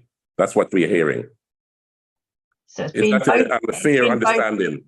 It's been both measured and quantified, and we can come back with those figures. If the measure of success is women leaving sex work, we can come back with that. There are other measures of success we could report on as well. Okay. So what you would do for us, Fiona, is come back with all the data set that would say these are the measures of success, and hence we are successful over the last 10 years. Okay, that would suffice. Okay, so Roger would make a note of that, and the scrutiny office would be in touch to get those information. Okay. Right. The next person I have here. No, there was can Councillor Paul reiterate his question so I get it absolutely clear in my mind what I'm being asked? Okay, 1 minute. I've written it out so I can read it to you. Okay. It's public health supportive of the proposed PSBO to address the issues of ASB that surround the sale of sex, which specifically target individuals, especially men, committing ASB. The new PSBO is the one currently out to consultation.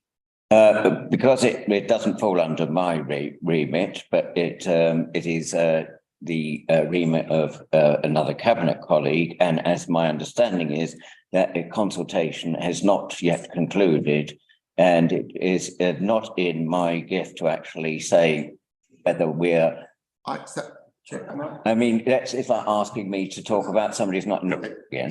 I accept that, but earlier we said, I heard, there was an holistic approach to solving this challenge, correct? Yeah.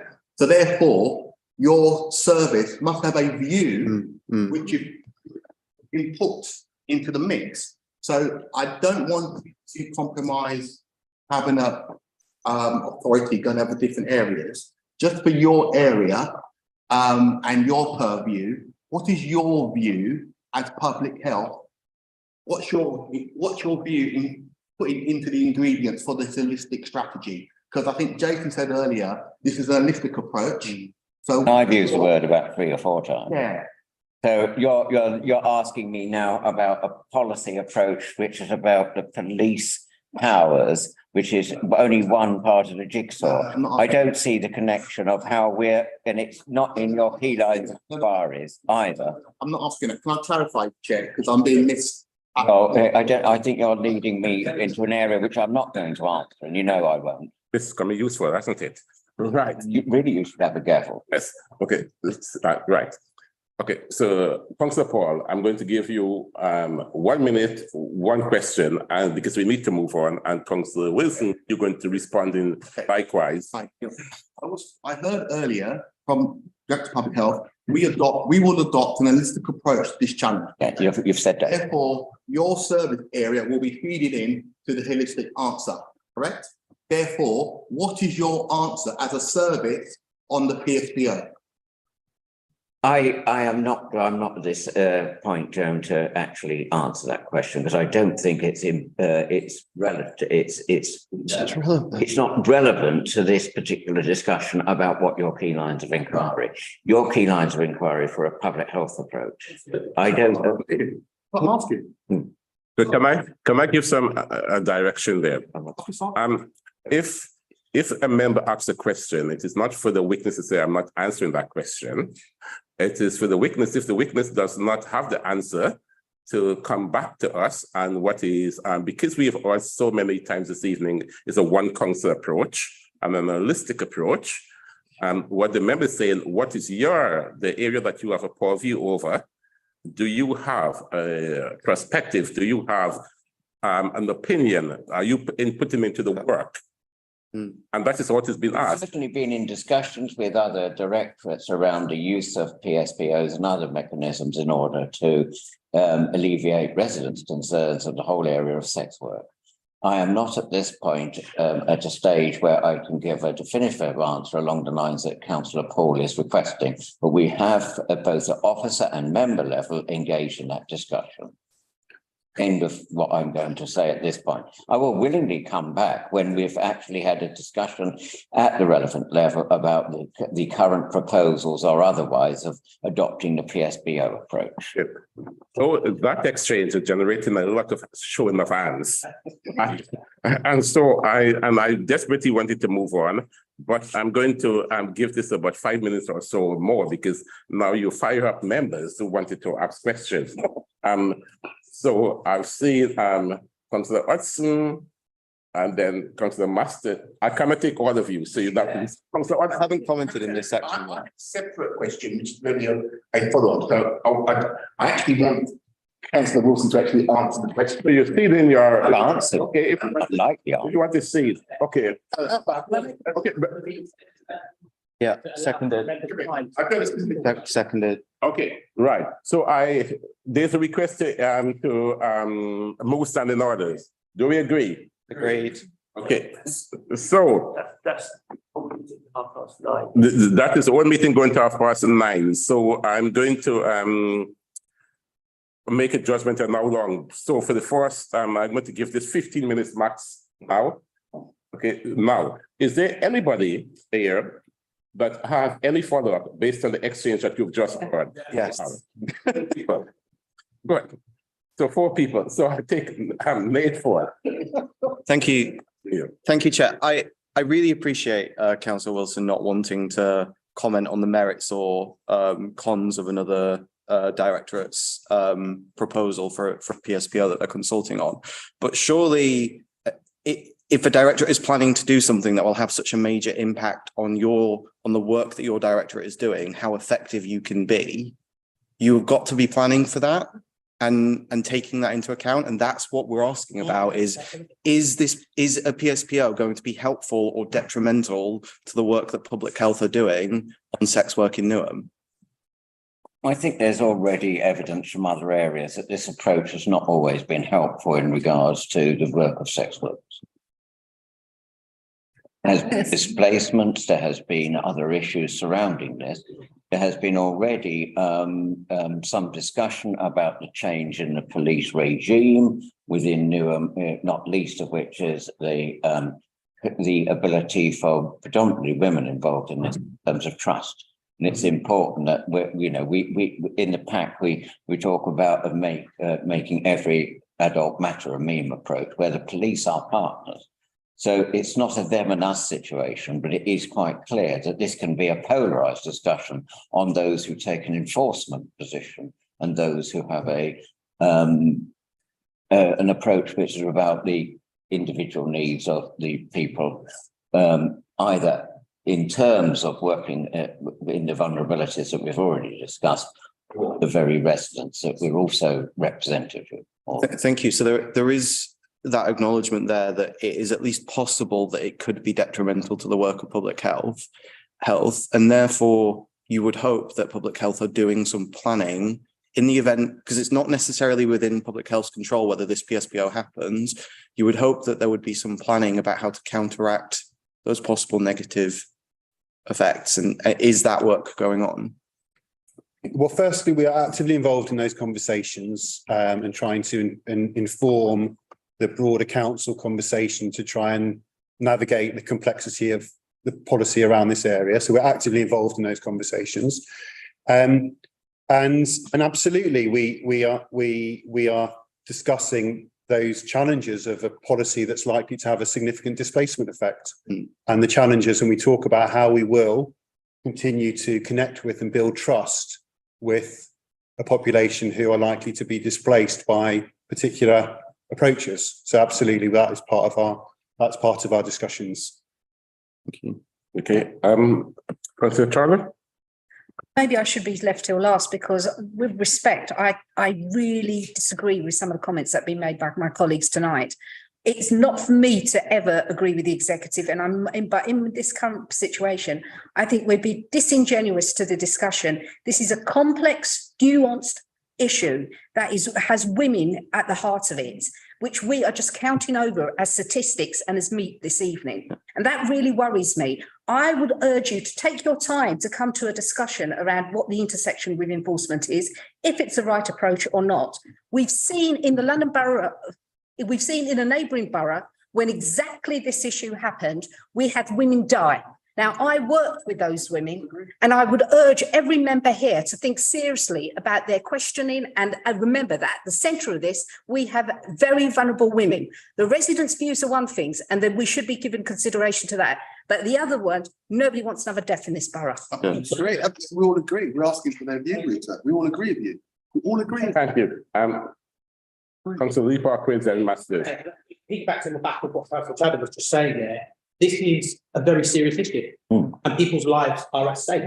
And that's why I think it's fair of this committee to ask how well we're doing, how many people we're reaching, how do we know what good looks like? And I think what Councillor Chadha just so rightly expressed there is something that I feel the whole committee feels. We would like to be assured that our public health service and our approach is something that is working. And I think at the moment, for me, I haven't got enough information here, or I haven't heard enough that tells me that actually, yes, we're doing a good job on this. And also, I think one thing I'm really interested in is to know that we're actually putting enough resources into this area. Because I think one of the things that I'm struggling with is if we're not sure of how much need there is, how do we know that we're actually doing you a service and not a disservice by not ensuring that public health have the money that they need to tackle this issue and all the other things that come from it. So I think it's really important for us, I think, to have that assurance. And that's the one thing that I would say is that, if you do come back, can we please get that assurance in the form of data and also in the form of what you're actually doing, and also, most crucially, what does good look like? We've got. I think it's a fair challenge on what does good look like, and also within the caveat that the public health grant has still not been yet released from central government. What we're going to get, there is indications on page 131 of your bundle that there is joint funding from the MOPAC and public health grant. So we still don't know what envelope is available for public health. You rightly challenge us about data, but there are issues which we hope highlighted, but that is not an excuse, Colton. That is about the reality of how we try to work with partners, some of whom have adopted a different approach. And I think Fiona's rightly said, I mean, if I wear my previous hat of licensing, you get a 25 sort of circle grid or something around a licensed premise, and it's so generalized it's not worth the paper that the police present to licensing committees. There is a data collection issue. I'm not blaming it all on the police. I think we're right to say we need to come back with three things: one on data, but also about the effectiveness, particularly bearing in mind there might be a resource issue. But Jason, on the I just wanted so I think the resources is an important point that we are actively reflecting on. I think the broader challenge that you put is really important, and the primary measure of success, so the starting point for success from a public health point of view, connection and trust with these women as a starting point for working with them. I think it's really important that, and I would, if I can, be so bold as the next time we come for a discussion about this, to include other partners such as the police in this discussion, because actually this is a collaboration, and the police can take how we need to deliver this effectively has to be in conjunction with some of those critical partners. So our ability to build trust and connection with women is contingent on the way those other partners act. So if displacement occurs through a PSPO or through other kinds of enforcement activity, that will have an impact on our ability to know the numbers, to connect with women and all of those things. Can I just very quickly?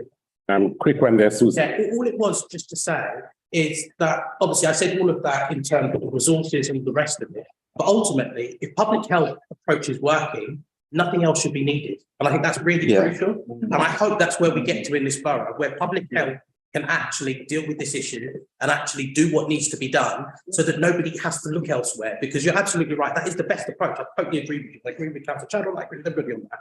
That's what's needed. And I just hope we get to a place where public health can actually deliver what's needed and actually ensure that we don't have to have people looking elsewhere. Thank you very much for your time. I just wanted to sort of leap in and firstly say, the reason I was asking about data was I just felt in terms of the report, I didn't really get a sense of what the sex industry looked like in Newham at this point in time. And I'm aware, we're many years on from Councillor Paul's report.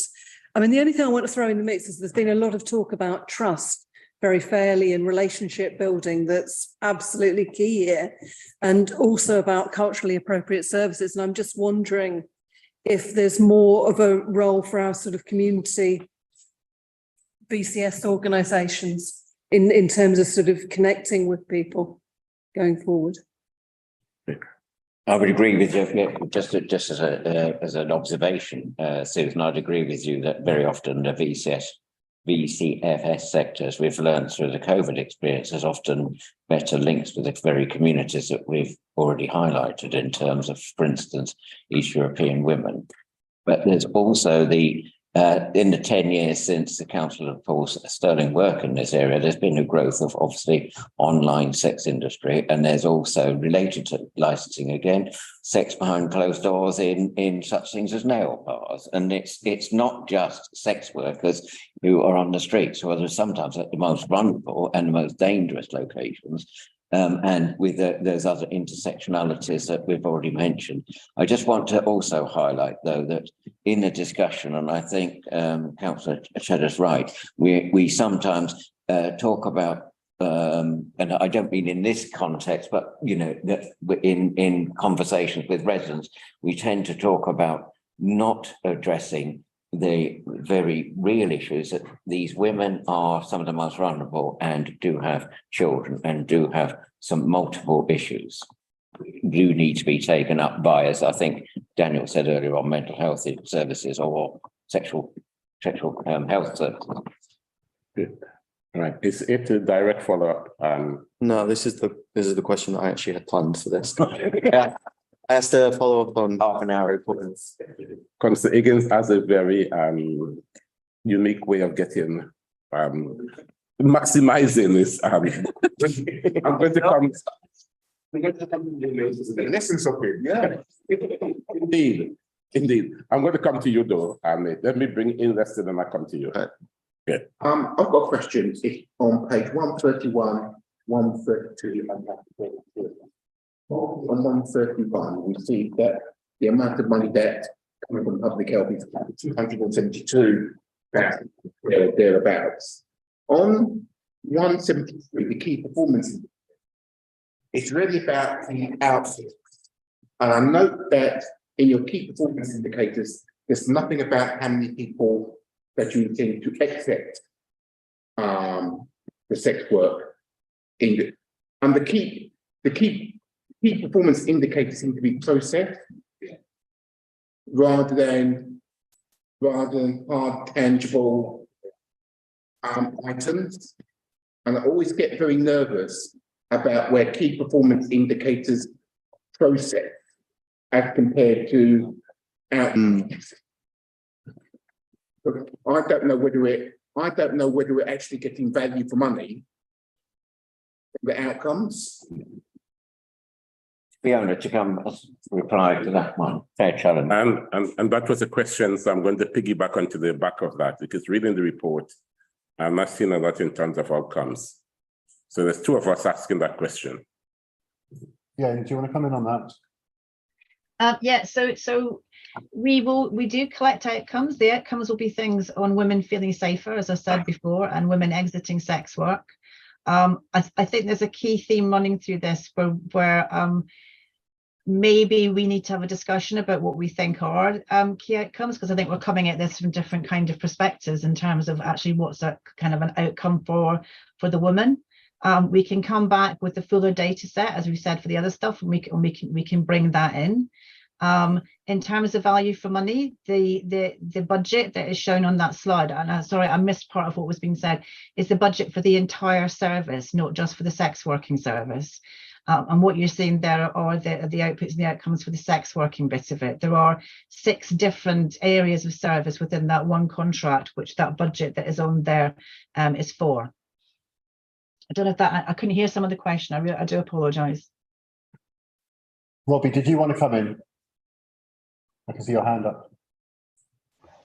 Sorry, same position as Fiona. I missed the first part of that question. I think the mic was cutting in and out. I raised my hand earlier just to brief minute, Chair, just to really sort of talk about the differences and the reasons behind a holistic approach versus a forceful approach. Like Councillor Wilson mentioned, a forceful approach doesn't resolve the issue of women selling sex. It actually increases the risks and child displacement, you'll have a whole community of women in your borough who will be displaced and placed at higher risk. This is why the holistic approach is actually something that is more trauma informed and works to, it's not going to eradicate the problem. It's not going to resolve the problem overnight. It is a gradual process, but a forceful approach, you're only pushing the problem to another area. For example, when a forceful approach was taken, you've moved the women into parts of Romford and you're placing those women at higher risk, and those women are taking more dangerous, making more dangerous decisions in terms of selling sex. It's not going to stop them from selling sex. This is why we took a holistic approach in order to work with them to eventually get them to stop selling sex. So that was why I had my hand up, Chair, in terms of the holistic approach versus the forceful approach. But I do apologise, I did miss the first part, as Fiona did, of that question. Just a quick thing. I don't think I had an answer to my question about what outcomes process and not outcome. So what outcomes? So I think Fiona did. How do you decide what outcome? I think Fiona did say that we could come back with further outcomes. So there is numbers exiting sex work, but there's also, she mentioned women feeling safer as an absolutely critical outcome. Right. Is that related? Because I need to move on because we have other items. It's a comment. I just want to put on record that especially to the last officer, we all know what holistic approach is, right? And we all want it to work. But let's not have a debate about whether we are for holistic or we're not holistic. And just wanted to be clear to, Councillor Wilson and officers. We want the holistic approach to work, right? I feel very uncomfortable with an enforcement approach, right? And the reason why the case which Councillor Chadder alluded to, I was familiar to that case because of the scrutiny chair work I did at the time. And I feel very uncomfortable even remembering some of the issues there. But what I'm not hearing tonight from officers is a handle on the key components of what an holistic approach looks like. There's lots of bits of the word holistic, but no one's saying in this holistic approach, these are the partners, these are the outcomes, these are the KPIs, these are the outcomes we're paying for, and this is what we want. I think it's very important. I wanted to get that down tonight. And I don't think what I've heard tonight, it's like you're trying to, by mentioning the word holistic, doesn't make it more so. I just want to be very clear on that. You're right, Councillor. Okay. A question. No, it was a comment. It wasn't a question, it was a comment. So too much of this trying to explain to us. We know what it is. I know, but okay, right. That was a comment. And when you have time to sum up, you could respond to that. Nate is the last person, then myself. Nate. Thank you, Chair. So in Newham, we talk a lot about being a campaigning council, so changing government policy where government policy is hurting us. And I don't think I would be the only person to think that government policy around drug prohibition is not helpful when it comes to addressing some of the reasons why people go into sex work. And, it's sort of mentioned throughout here, substance misuse, but there isn't a lot actually talking about the reasons how substance misuse both cause women to enter sex work and how it traps them in it, and what we're doing to help women out of substance misuse, but also how we're campaigning to change government policy in order to make it easier as a council for us to deal with this problem. So I'd like to hear a bit more about those two elements, to be honest. So I think there's a big area that we could talk more about, which is about upstream prevention. So, for example, if we think about different groups who are at risk of falling into this situation, some are come into the borough with having had significant disadvantage of all kinds that brings them into the borough doing this, and some are, more from the borough, and we can think about care leavers as for example, as a risk factor. So I think we need to do more in that space, and children's, I think Councillor Wilson said at the beginning that children's need to be part of this conversation as well. Our substance misuse services, CGL, are very involved with this work. They're part of the partnership that we have, and are part of the outreach work. So really trying to engage with women around substance misuse. So that is very much part of the approach. So I totally agree with that. I'd like to say, I think we could be more actively have that upstream dimension in terms of preventing entering into this situation as part of this discussion. I'll let you come in on the campaigning side. Yeah, exactly. I mean, there'll be people in this room, and you may know that we've been around this one in terms of where this council has often taken the view that they didn't want to talk about drug and alcohol or substance misuse policies, because they thought that if we were too generous with our provision, we'd have an importation of people who were drug dependent on or whatever the issue. I think we've changed completely that approach, but we do need to continue. And I can say that, you know, this is my personal response, but it is also in relation to what we're discussing at the new integrated care partnership, which I'm on the strategy of, that we do need to continue to campaign for a far more realistic approach from central government about both drug and alcohol abuse, along with a lot of other things. I mean, there's a campaign that we're trying also to do, which has been highlighted, for instance, in the rise of MPOX, that public health grant was not sufficient to actually do that. So we continue to campaign for more resources, but I think you're absolutely right. There's along with, if I can just, are we at concluding remarks stage? Yes, because I have a lens of, without repeating a word that Councillor Paul seems to think that we're overusing, that this is a complete corporate approach. We have the information coming back to you. We'll willingly come back. We will continue to have those discussions with both representatives of the sex work industry, which we've already had, with other members of the executive and officers present, and continue to lobby on behalf of what I think is a very vulnerable group of people. Thank you, Neil. And it was mentioned that we don't yet have the new strategy that is being worked on. When that is produced, it would be really helpful for that to consider upstream prevention and campaigning work. A chance to come back with this as new. Thank you. Thank you very much. Now I have a few questions here, but because of time and most of the questions that I've got here is being dealt with by other colleagues. What I would need to say, I'm reading the report, a lot is being done, but what is short of is about the impact. How is it affecting and the positive outcome for women? And my colleagues are amply dealt with those. There is a shortage of that in the report. So what I'm going to do is sum up. If I'm to coin the phrase, handling the situation, I wrote it down here when Councillor Paul spoke. From where I'm sitting and the commission, at least I don't feel that the department has got an handle on the situation, given the exchanges that I've heard and so on. Well, that in terms of the data, we struggle to get data from the department.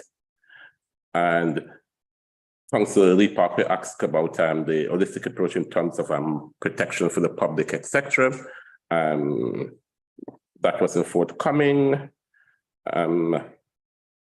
An idea of the success, or what success looked like, or the success over the last 10 years from 2013 to now, that was lacking. We struggled to get a positive response from that.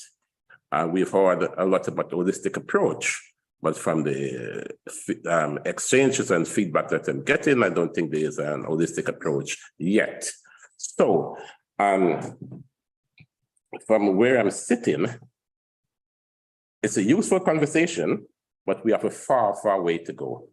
And I'm going away with the impression, and I'm sure most of my colleagues will be going away with the impression that we don't have an handle on it. We are doing a lot, but how much is a lot? What impact is it making on our women?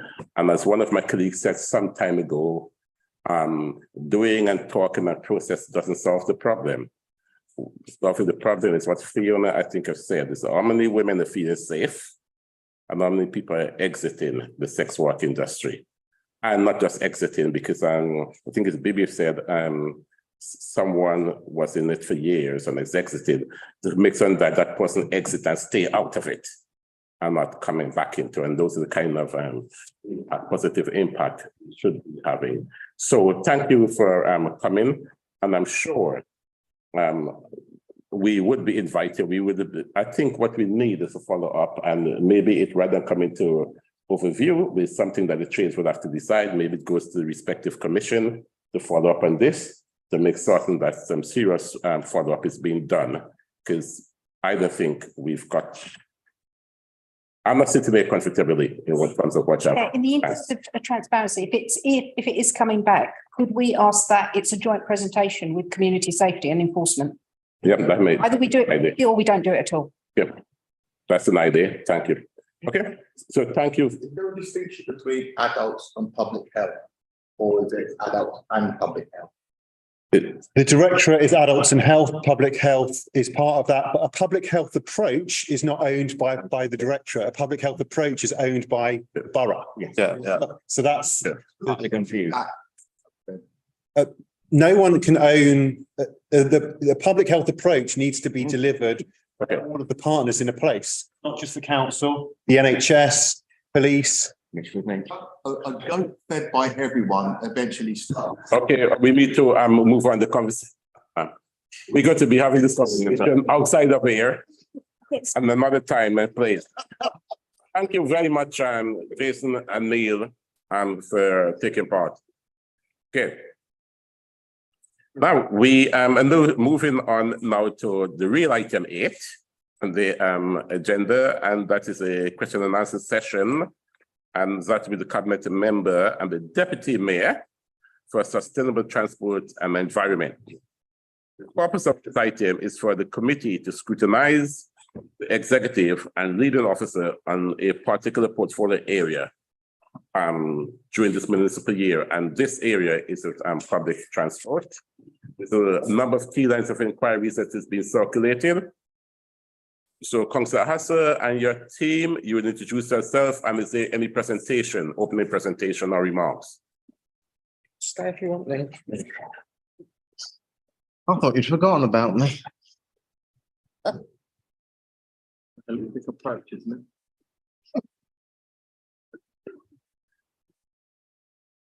it? Bear with me one sec. Chair, I looked at the agenda and I thought, I'm not getting my dinner before midnight, am I? So in the interests, I've sent you a load of stuff in advance. And you have. And I'm hoping you've read it. I wasn't going to present it. I thought we'll just let you go to the Q&A. Okay, so can I directly respond just to that for a second? And I'll do my best to stay respectful, but the paper that, the answers that you're referring to that you pre-submitted, we received an hour before this meeting started. Obviously, you submitted it a little bit before that because it's, it takes time to get through the system to us, but it can't have been days before. And I almost didn't want to read them out of protest, to be honest, because expecting us to have read them and for that to inform the conversation that we're about to have now, with how little time we had to read them, I got the email with the answers as I was leaving the door to come here. And so if at any point you feel like our questions are going over things that you've put in this document, that's because most of us have been trying to hastily read them in our 20-minute pre-meet, rather than being able to actually properly engage with what's in them. So I don't know if a response is needed, but that felt important to have on the record. I would like a response because we're supposed to have these responses well in advance, especially that scrutiny does try its best to stick to the protocol, and especially in terms of key lines of inquiries and the dates. So can we have a response to that? I'm sorry you didn't get them in the time you thought you should. But that's not a response. It is a response.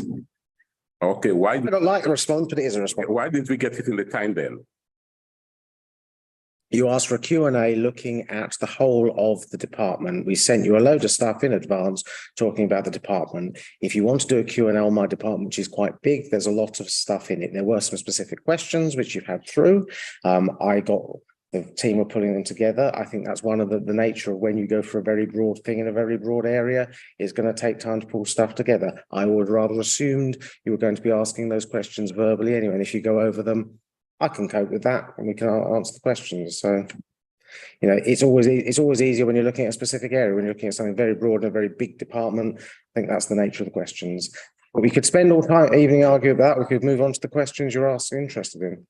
So in future, if we're not going to get in a timely way, it will be good to communicate with the scrutiny office so that we know. And so, because sometimes these things happen. They do. It just happen the other way as well. Yes, and just that if we know, then we make allowances for that. Okay, colleagues, Mr. Higgins. Thank you, Chair. You might expect that I have lots of questions, but I will try and be fair to other committee members as well, who I'm sure have questions. So the service is renewing its fleet of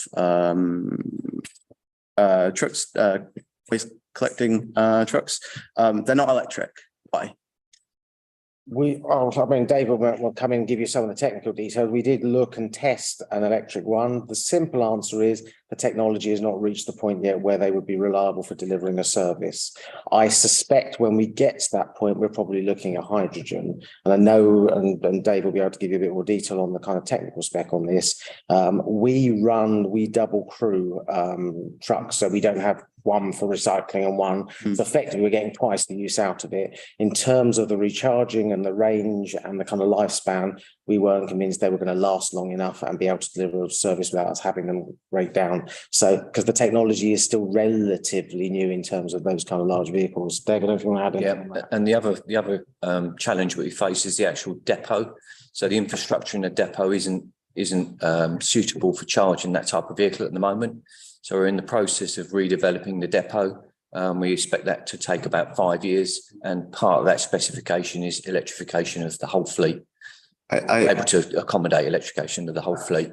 Thank you. I appreciate that. We're at this position now where we're renewing them now, and we're going to say, hopefully the next time we renew them, the capacity will be there for them to be electric.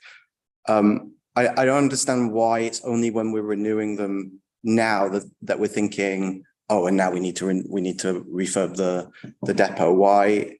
I don't understand why we're in a position where it's at exactly the wrong time, if you know what I mean. Yeah. I think you've missed that, but I think you're not taking into account the first bit of that, because even if we had the charging infrastructure in place, that wouldn't necessarily mean that the vehicles were ready for that. You've got councils that are introducing the odd ones or twos, but in terms of the amount of use we get out of them, the technology is not in place. So, there was a thing said about a couple of years ago that part of the problem the councils have with moving to a fully electric fleet is a lot of the vehicles we need haven't been invented yet, because electric, it's a bit the way it worked with buses. You got them on the smaller buses and it's taken sort of 15, 20 years to get to double deckers. We're a bit like the same process. The bigger vehicles, the requirement of and the range of them isn't quite there yet. So I suspect we may actually be looking at a different type of technology. So we tested them, we spoke to other boroughs, and actually it's better to, so the real parts of them are electric, so the lifting equipment is, so we've looked at where we can do that. But in terms of the actual whole vehicle, find ourselves in a position where we have an unreliable fleet. And if you know that, then frankly, you kind of have to do that. So it's unfortunate, and we'd have liked to have been in that position, but you have to make a kind of pragmatic assessment of what you're going to operate with. And if you can imagine, and I'm sure you've seen our refuse vehicles working, they're going very slowly and the engine's revving all the time. The fact we're now changing to electric bin lift will remove the need for the vehicle to be revving all the time. That'll reduce down the amount of emissions of the vehicles, and we're also in the process of optimising the rounds. So again, that'll reduce the footprint of the vehicles across the borough. I appreciate that. I am wary that I have this list of questions, and I'm probably I don't know when if other people want to come in or you get the next one, then I bring in Councillor Masters and Paul, and then you could come back. Thank you. So in December we had this cold snap, and large parts of the borough were left with ice on the pavements for days at a time, led to injuries. I've asked about this at full council. Other councillors, including Councillor Booker, who's on this committee, has also asked this question at full council. Respectfully, I don't think the answer has broadly been no council will be able to grit the entire borough. But to be honest, that just doesn't feel good enough as an answer.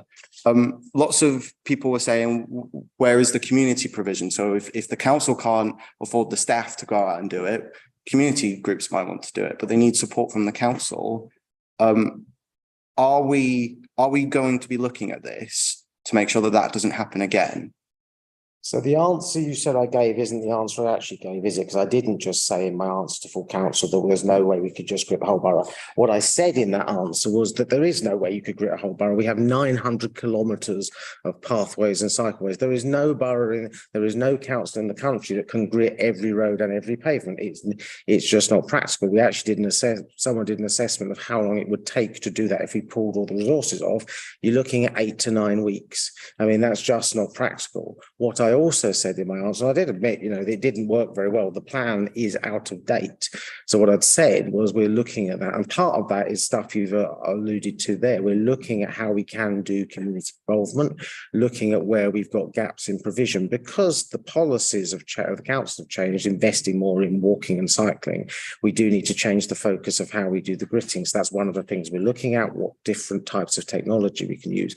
But community involvement, I think, is one of those. And we're looking at where we can use places of worship and schools and engage better with the caretakers and the school facilities. But the point about being able to grit every road is just it's practical, essentially, and timeline for this doing it strategy. Hopefully by winter next year. Yes, exactly. I mean, we've already met with the officers have already started investigating the equipment. I think Murray is on the call and has been doing some work. They want to add some detail. Yes, I mean, I would just reiterate what Councillor Asser said there. I mean, clearly it's not practical to grit every single centimetre of our entire road network. But what we are looking at doing is buying specific equipment which will help us deal with pavements and cycleways. So smaller vehicles which will grit and remove snow as they move around the borough. I think it's fair to say that we used to have grit bins, which were available for residents to use. They were, before my time here, they were removed for some reason, which I'm not entirely sure about. I suspect they were probably acting as magnets for fly tipping or other sort of dumping of stuff. So we are looking at ways in which we might be able to have secure grit bins with certain members of the community having access to those at those sorts of times. But yes, I mean, I admit that our existing gritting strategy was out of date. It didn't reflect the fact that we have far more sustainable transport links in the borough, and it was very focused on roads previously. Yes. So clearly that is very much changing. And will there be a possibility for that strategy to be scrutinised before next winter?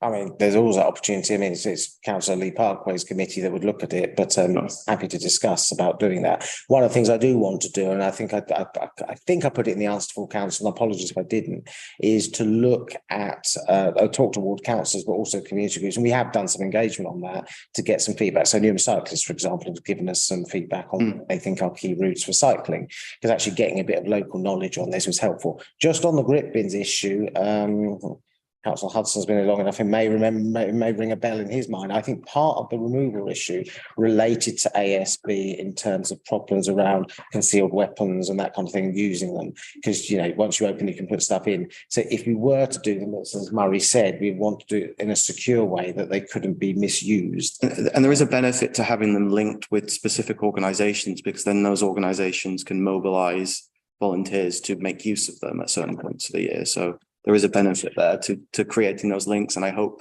you're thinking now about which groups to link up with. There are, but you'd need a bit of security about kind of how permanent the group is. So if you're working with a school or a place of worship, they're fairly static. If it's a longer standing community group, probably, but there are others obviously come and go. So if it was just a kind of a neighbourhood group around WhatsApp, which often works, those things often depend. One person moves and it goes, so you have to be careful on that. Thank you. So this is the order, Councillor Masters, Paul, Lee Parkway and Charlotte. Mine was literally just on the back of. Hudson, yeah. Well, you could come in, Daniel. Just very quickly about the brick bins, something very niche, so that's why. But, can I just say a very quick thing? You know, we used to have on the corner of Power Road brick bin, but if not, we had a pile of salt, literally. So if it's a very cold, very icy day, everyone knew you head up to the corner of Howard Road, you fill up your plastic bag, and you can do the path of all the other residents, and they used to love me for doing it, right? So I think a very quick win could be the capital just there, when we activate SWEP on the corner of this road, there's going to be a pile of salt. Yeah. Very simple. And you know what? If it's not all used, then the road sweepers can go and clean it away the next day. I think it's a really quick win where we don't have to wait for the infrastructure. We don't have to wait for a big plan. But you know what? If we don't get this ready before the next cold snap comes, this is something we can activate very, very quickly. So hopefully, not a question. Councillor Masters. Right, I'm moving on to parking and air quality.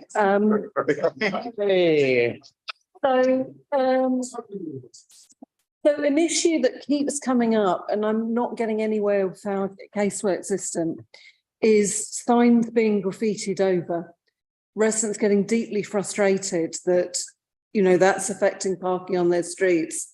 They're not seeing the signs cleaned, and they're not seeing any action that would sort of prevent this being done, and they're saying it's a problem that's spreading.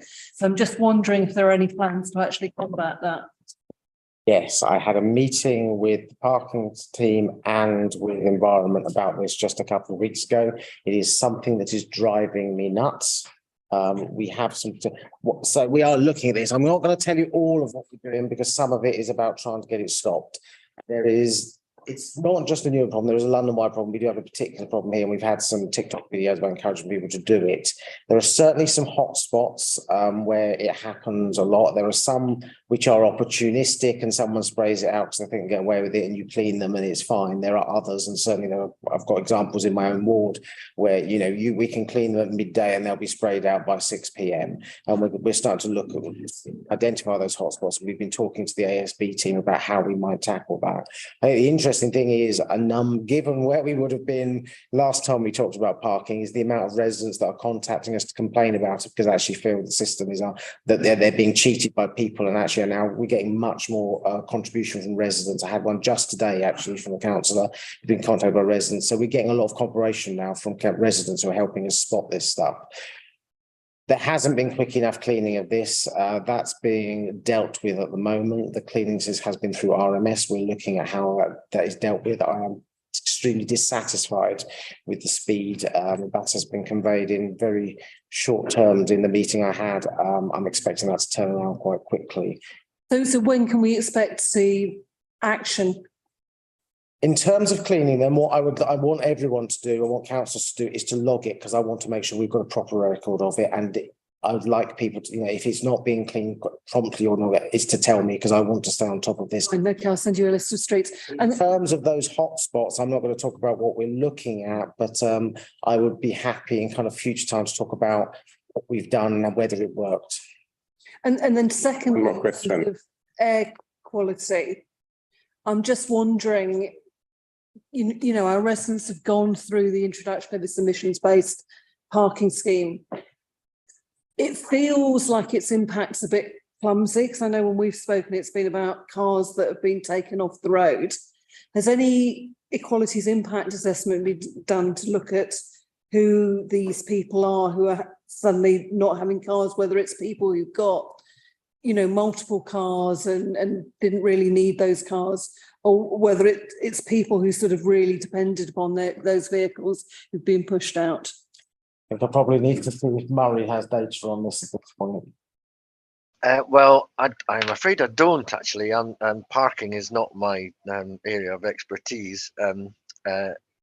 So some parking colleagues will probably be able to provide some information on that regard. I do think there is some evidence that people are getting rid of additional household vehicles. So there is a reduction in the number of permits which we have altogether across the borough, in residential permits. So there is evidence of a smaller number of vehicles operating in the borough. So I think that's probably a positive sign. we have fewer vehicles registered in Newham, according to our DVLA data, than we had in the previous year. So we've had a drop of around 6,000 vehicles, I think, being registered in the whole borough, but I can check those figures and provide them after this meeting.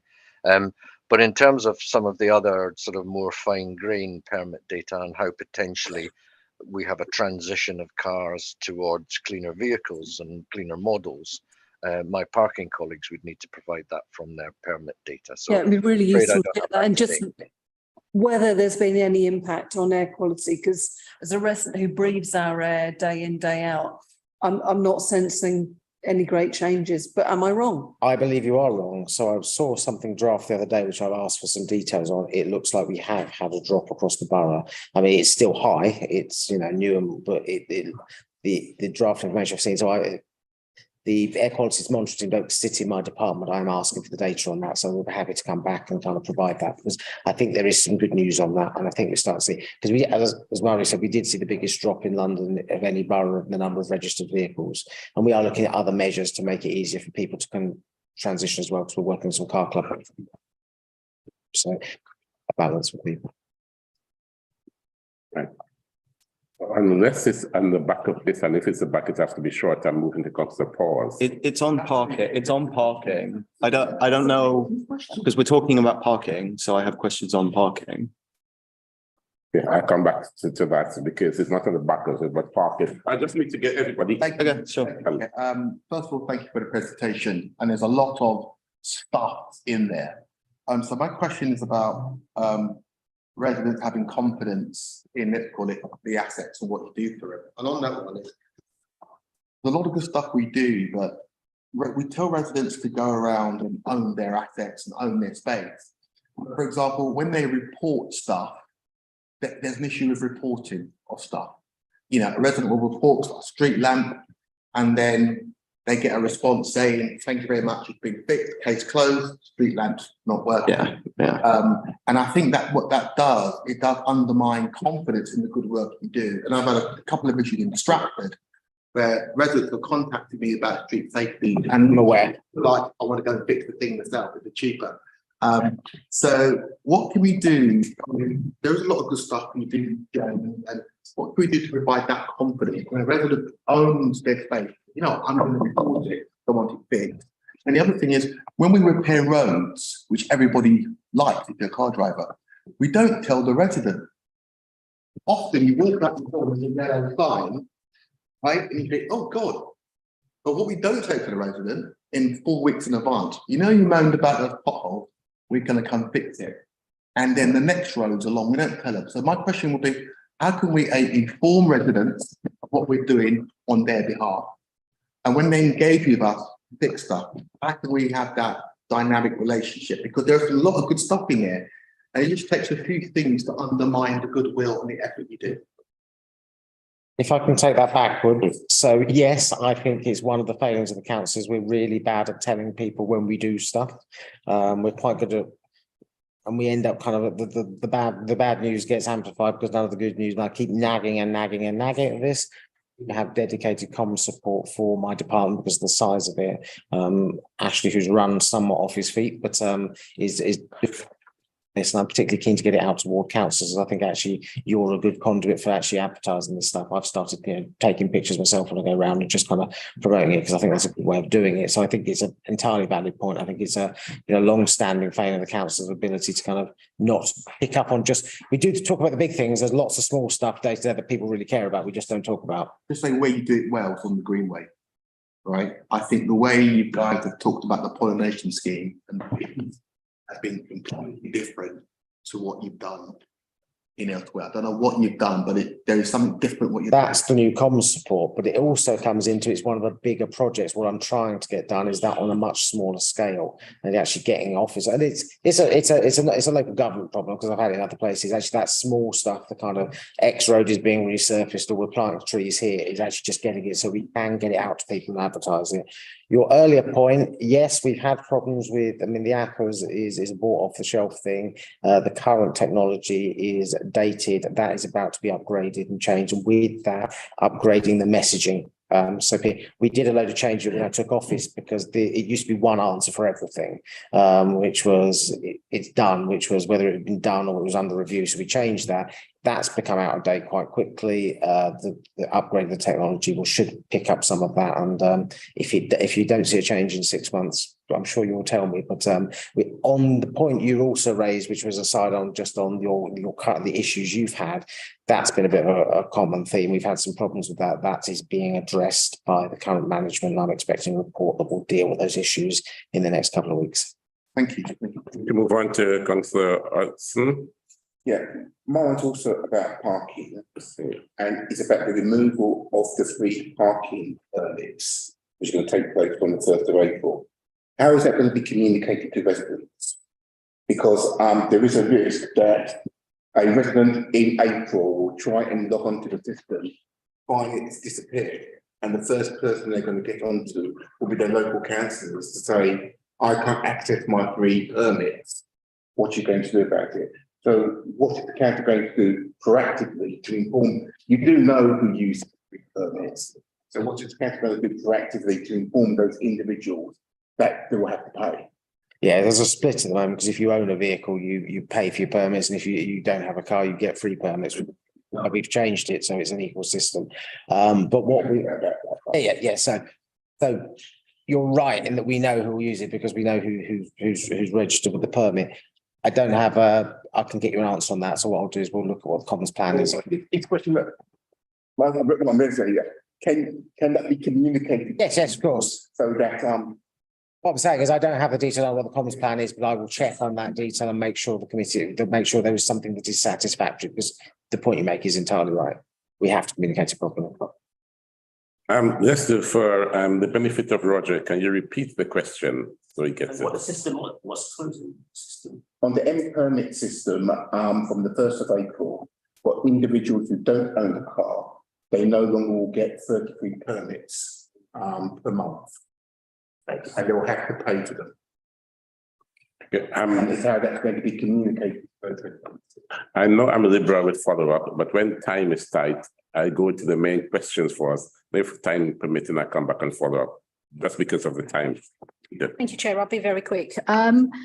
Just quickly on Councillor Higgins' points about voluntary groups are helping on gritting. I just want to air a note of caution.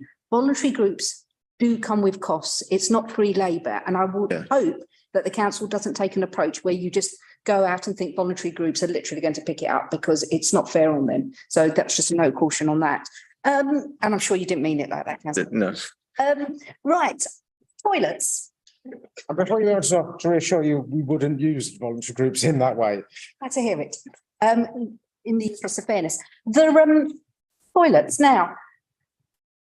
COVID may have slowed down your programme in terms of promoting community toilets.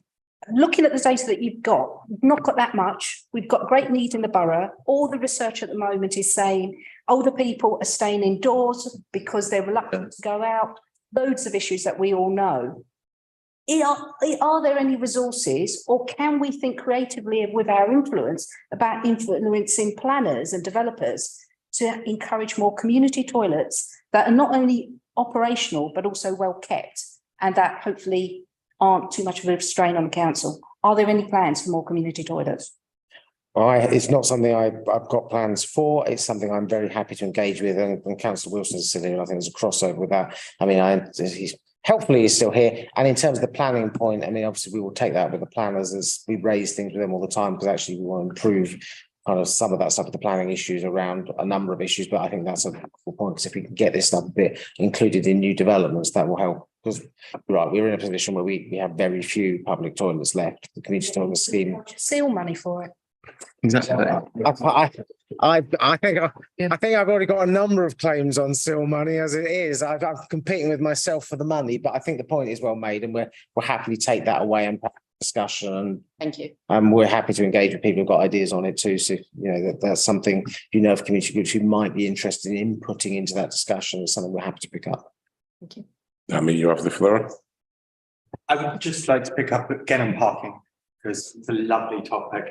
I've had whole evenings where I've spent nothing but parking, so. People that love to park on pavements and how residents are actively frustrated with even sending the pictures. Yeah, it still can't deter from them what we're doing for that. But my biggest point has to be that the people who have to use devices to get around for accessibility purposes, such as wheelchairs or mobility devices, and also families with pushchairs, and where we have parking which is half road, half pavement, and you physically can't get anything through there. Even if that household cut down their bush, you still can't get through there. And the state of our pavements in the first place is probably very comfortable in the first place, but how we can make improvements. Two bits there. There's the illegal and then there's the legalized. On the legalized, I absolutely hate it and wish we didn't have it. It's an old style of doing it, and it's one of the problems of being in a borough which is we've got large Victorian parts, because the only way you could put them in, because the roads aren't wide enough.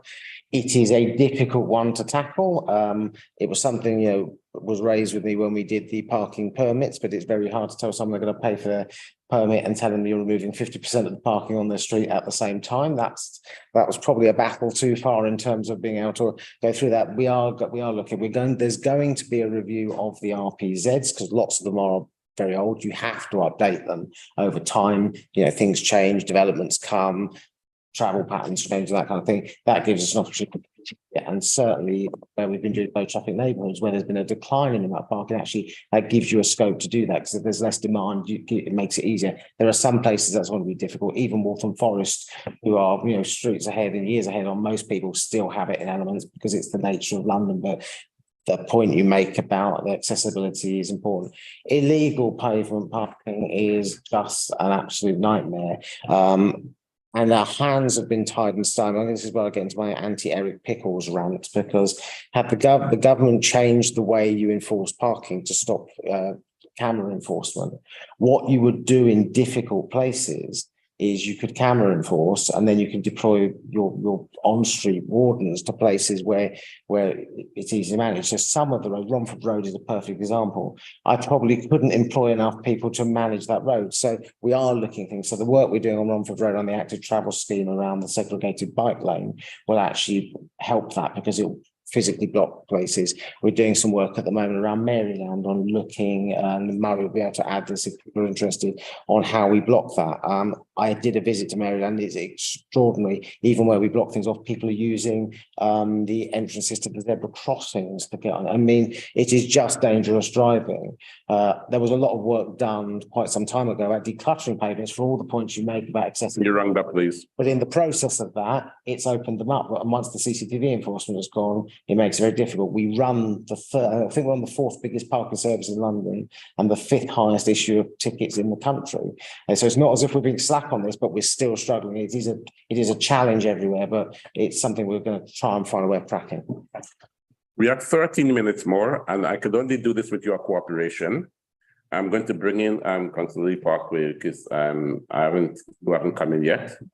And then so you and Councillor Lee Parkway, and then I come with the follow-ups.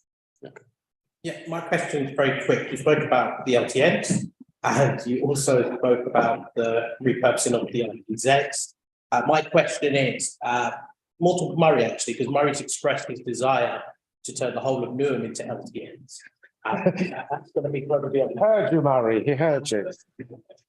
Subject to consultation, Councillor. My question is, in regards to those two, are you actually marrying them up? So, for example, could we potentially be in a situation where an RPZ cuts through an LTN, and you've got two kind of competing things there, where you've got one community created by blocking off the roads, and then you've got an almost virtual community created by a demarcation line running down an LTN? How closely are you looking at those two working in conjunction and making sure that doesn't happen? That's a very interesting question, Councillor. At the moment, how we determine our LTNs is very much based on a geographical size and using sort of key boundaries like railway lines or other main boundary roads. RPZs are slightly different in that we are trying to look at locations where there may be particular parking patterns, like commuting patterns around stations or things like that. So they have a slightly different approach in terms of what they're trying to do. But I do think there is some logic as we go through an RPZ review process to look at how we might align these two initiatives a little better. But again, I'm straying into my parking colleagues' field of expertise here.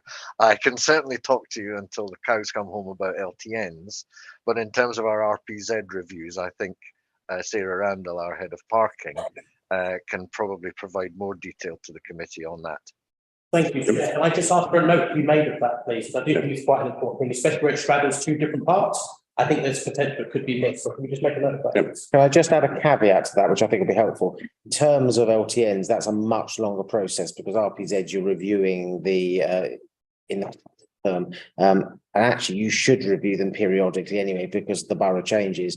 An LTN program, you know, you put one. You're talking 8 months of design, 18 months of experimental. So you're talking about just for 1, 2 or 3 years. So you wouldn't be able to do them at the same time because you'd be doing them more frequently. But I think the point you make about making sure we've got an eye on linking with the policies don't clash with each other is entirely well. But yeah. Okay, right. I've seen Nate has been trying to come in for a long time, Susan. There's come a point when I'm just going to cut this off and you may not get your follow-up because of the time constraints. So Nate, there's no pressure to keep it short.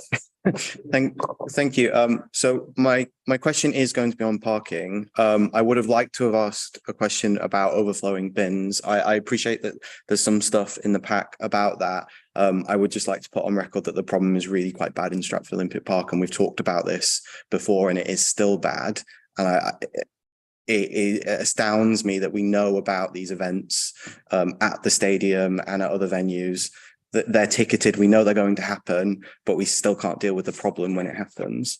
On the parking point, I'm really supportive of healthy school streets, and I think lots of people are, but the effects that they have in terms of parking on the surrounding areas risk undermining support for healthy school streets, because streets around which are not part of the school street are being inundated with illegal parking, pavement parking, people.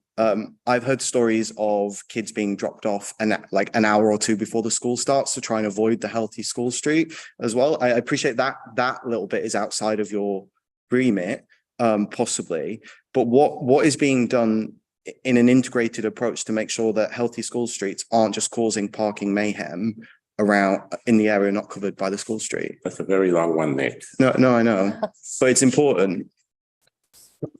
Answers. So I think in terms of the point you make about kids being dropped off an hour before, I think it's something we want to pick up on with education colleagues, because there's a question of what those children are doing for an hour if they've been left, and I think that's a concern.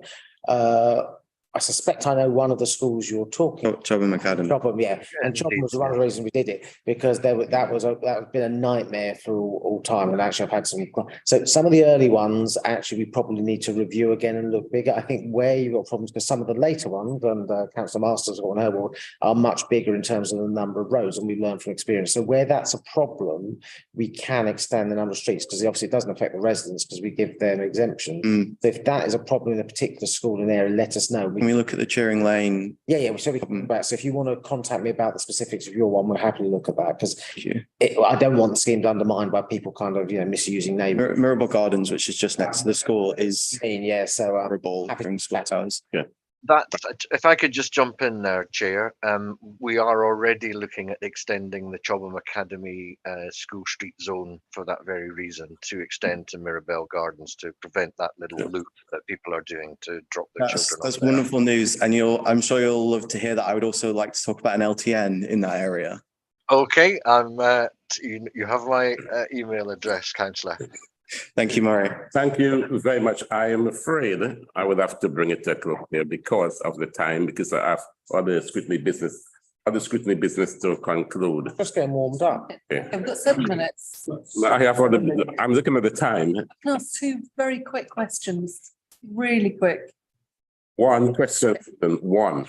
Answer Susan's question. Isn't it counterintuitive that we're removing free permits from people who don't have cars. I mean, surely, you know, we want to encourage people not to have cars, and this was something that was really popular. It just seems that you're shooting yourself in the foot. No, because at the moment we've got a system that was designed when permits were free. What you had was a system that if you didn't have a car, you got a free permit because that was your benefit for the fact that the people who did have a car were getting a financial benefit in the sense they were getting a free permit. Once you started paying for that, you ended up with a contradictory system in that some people were paying twice and some people not at all. So you have to even it out. There's a number of things that the change in that need to iron out, and that's one of them. If you're looking, you're frowning at me, but we're No, I'm just. about this. I'm not going to get. Yeah, my other question is when is the arguments coming? I must move on now. Sorry, when? It's going to take time. It's because we have to do it bit by bit but we're aiming for all. Okay, thank you very much. Thank you, Councillor Asser, and your team for attending our scrutiny. It was a pleasure. And I'm sure whatever we don't pick up here, Councillor Lee Parkway will pick up with you at his scrutiny commission. Okay. I wish we had done. Thank you. We now move on to item 9 of our agenda. You didn't get much to say. And that is a report from myself. I have been meeting with the chief executive, but for the longest while, I haven't had my meeting with the mayor, something that I've been pressing on, and I just want to note it to be noted here that it's supposed to be a regular meeting with the mayor. We haven't had that for some time. So if it's Chair, how long is some time, please? Pardon? How long is some time? Well, for the last 3 months or more, we haven't met. Very unfortunate. Terrible. Okay. And it's so I just wanted to be noted. So there's nothing to report from there. We as chairs on the Chairs Forum, we tend to meet regularly every fortnight. Tomorrow is one of our meeting, and we do have meeting in the intervening period. If a chair requests it, we always meet. And we always on our chat forum exchange notes and talk to each other all the time. So we are continuing, obviously, with our work as an overview. And as you know, today I went to Cabinet to present our Budget Working Commission report to the Cabinet, and from all accounts, it was well received. The mayor has sent out a response to our recommendations. Those responses we would be looking at the time that I would ask officers to put in our diaries. What I would like to do is to meet sometime next week to look at those responses, because we have council coming up. And so therefore we can mention those in my council submission. Because of the time, 3 minutes. Yeah, can I ask a question actually? In relation to the standards investing budget, does that impact at all how people on Budget Working Party can take part in the budget full council at all? Not at all, because we've all been taking part of council. Okay. So it doesn't no, we'll stop. I cannot see it. It hasn't so far, and it won't. Yes. Okay, so because of the time, can I ask that we defer this item and give it some time in the next meeting in terms of the chairs and report? Chairs have been doing stuff and they haven't been having time to report it. And there's item 11, appointment. There's no appointment. Item 12, forward plan. Is there any member wishing to raise any item on the forward plan? Okay. Item 13, the date of the next meeting, the 16th of March, is that noted? Noted. Therefore, at 21:28, I declare the meeting closed.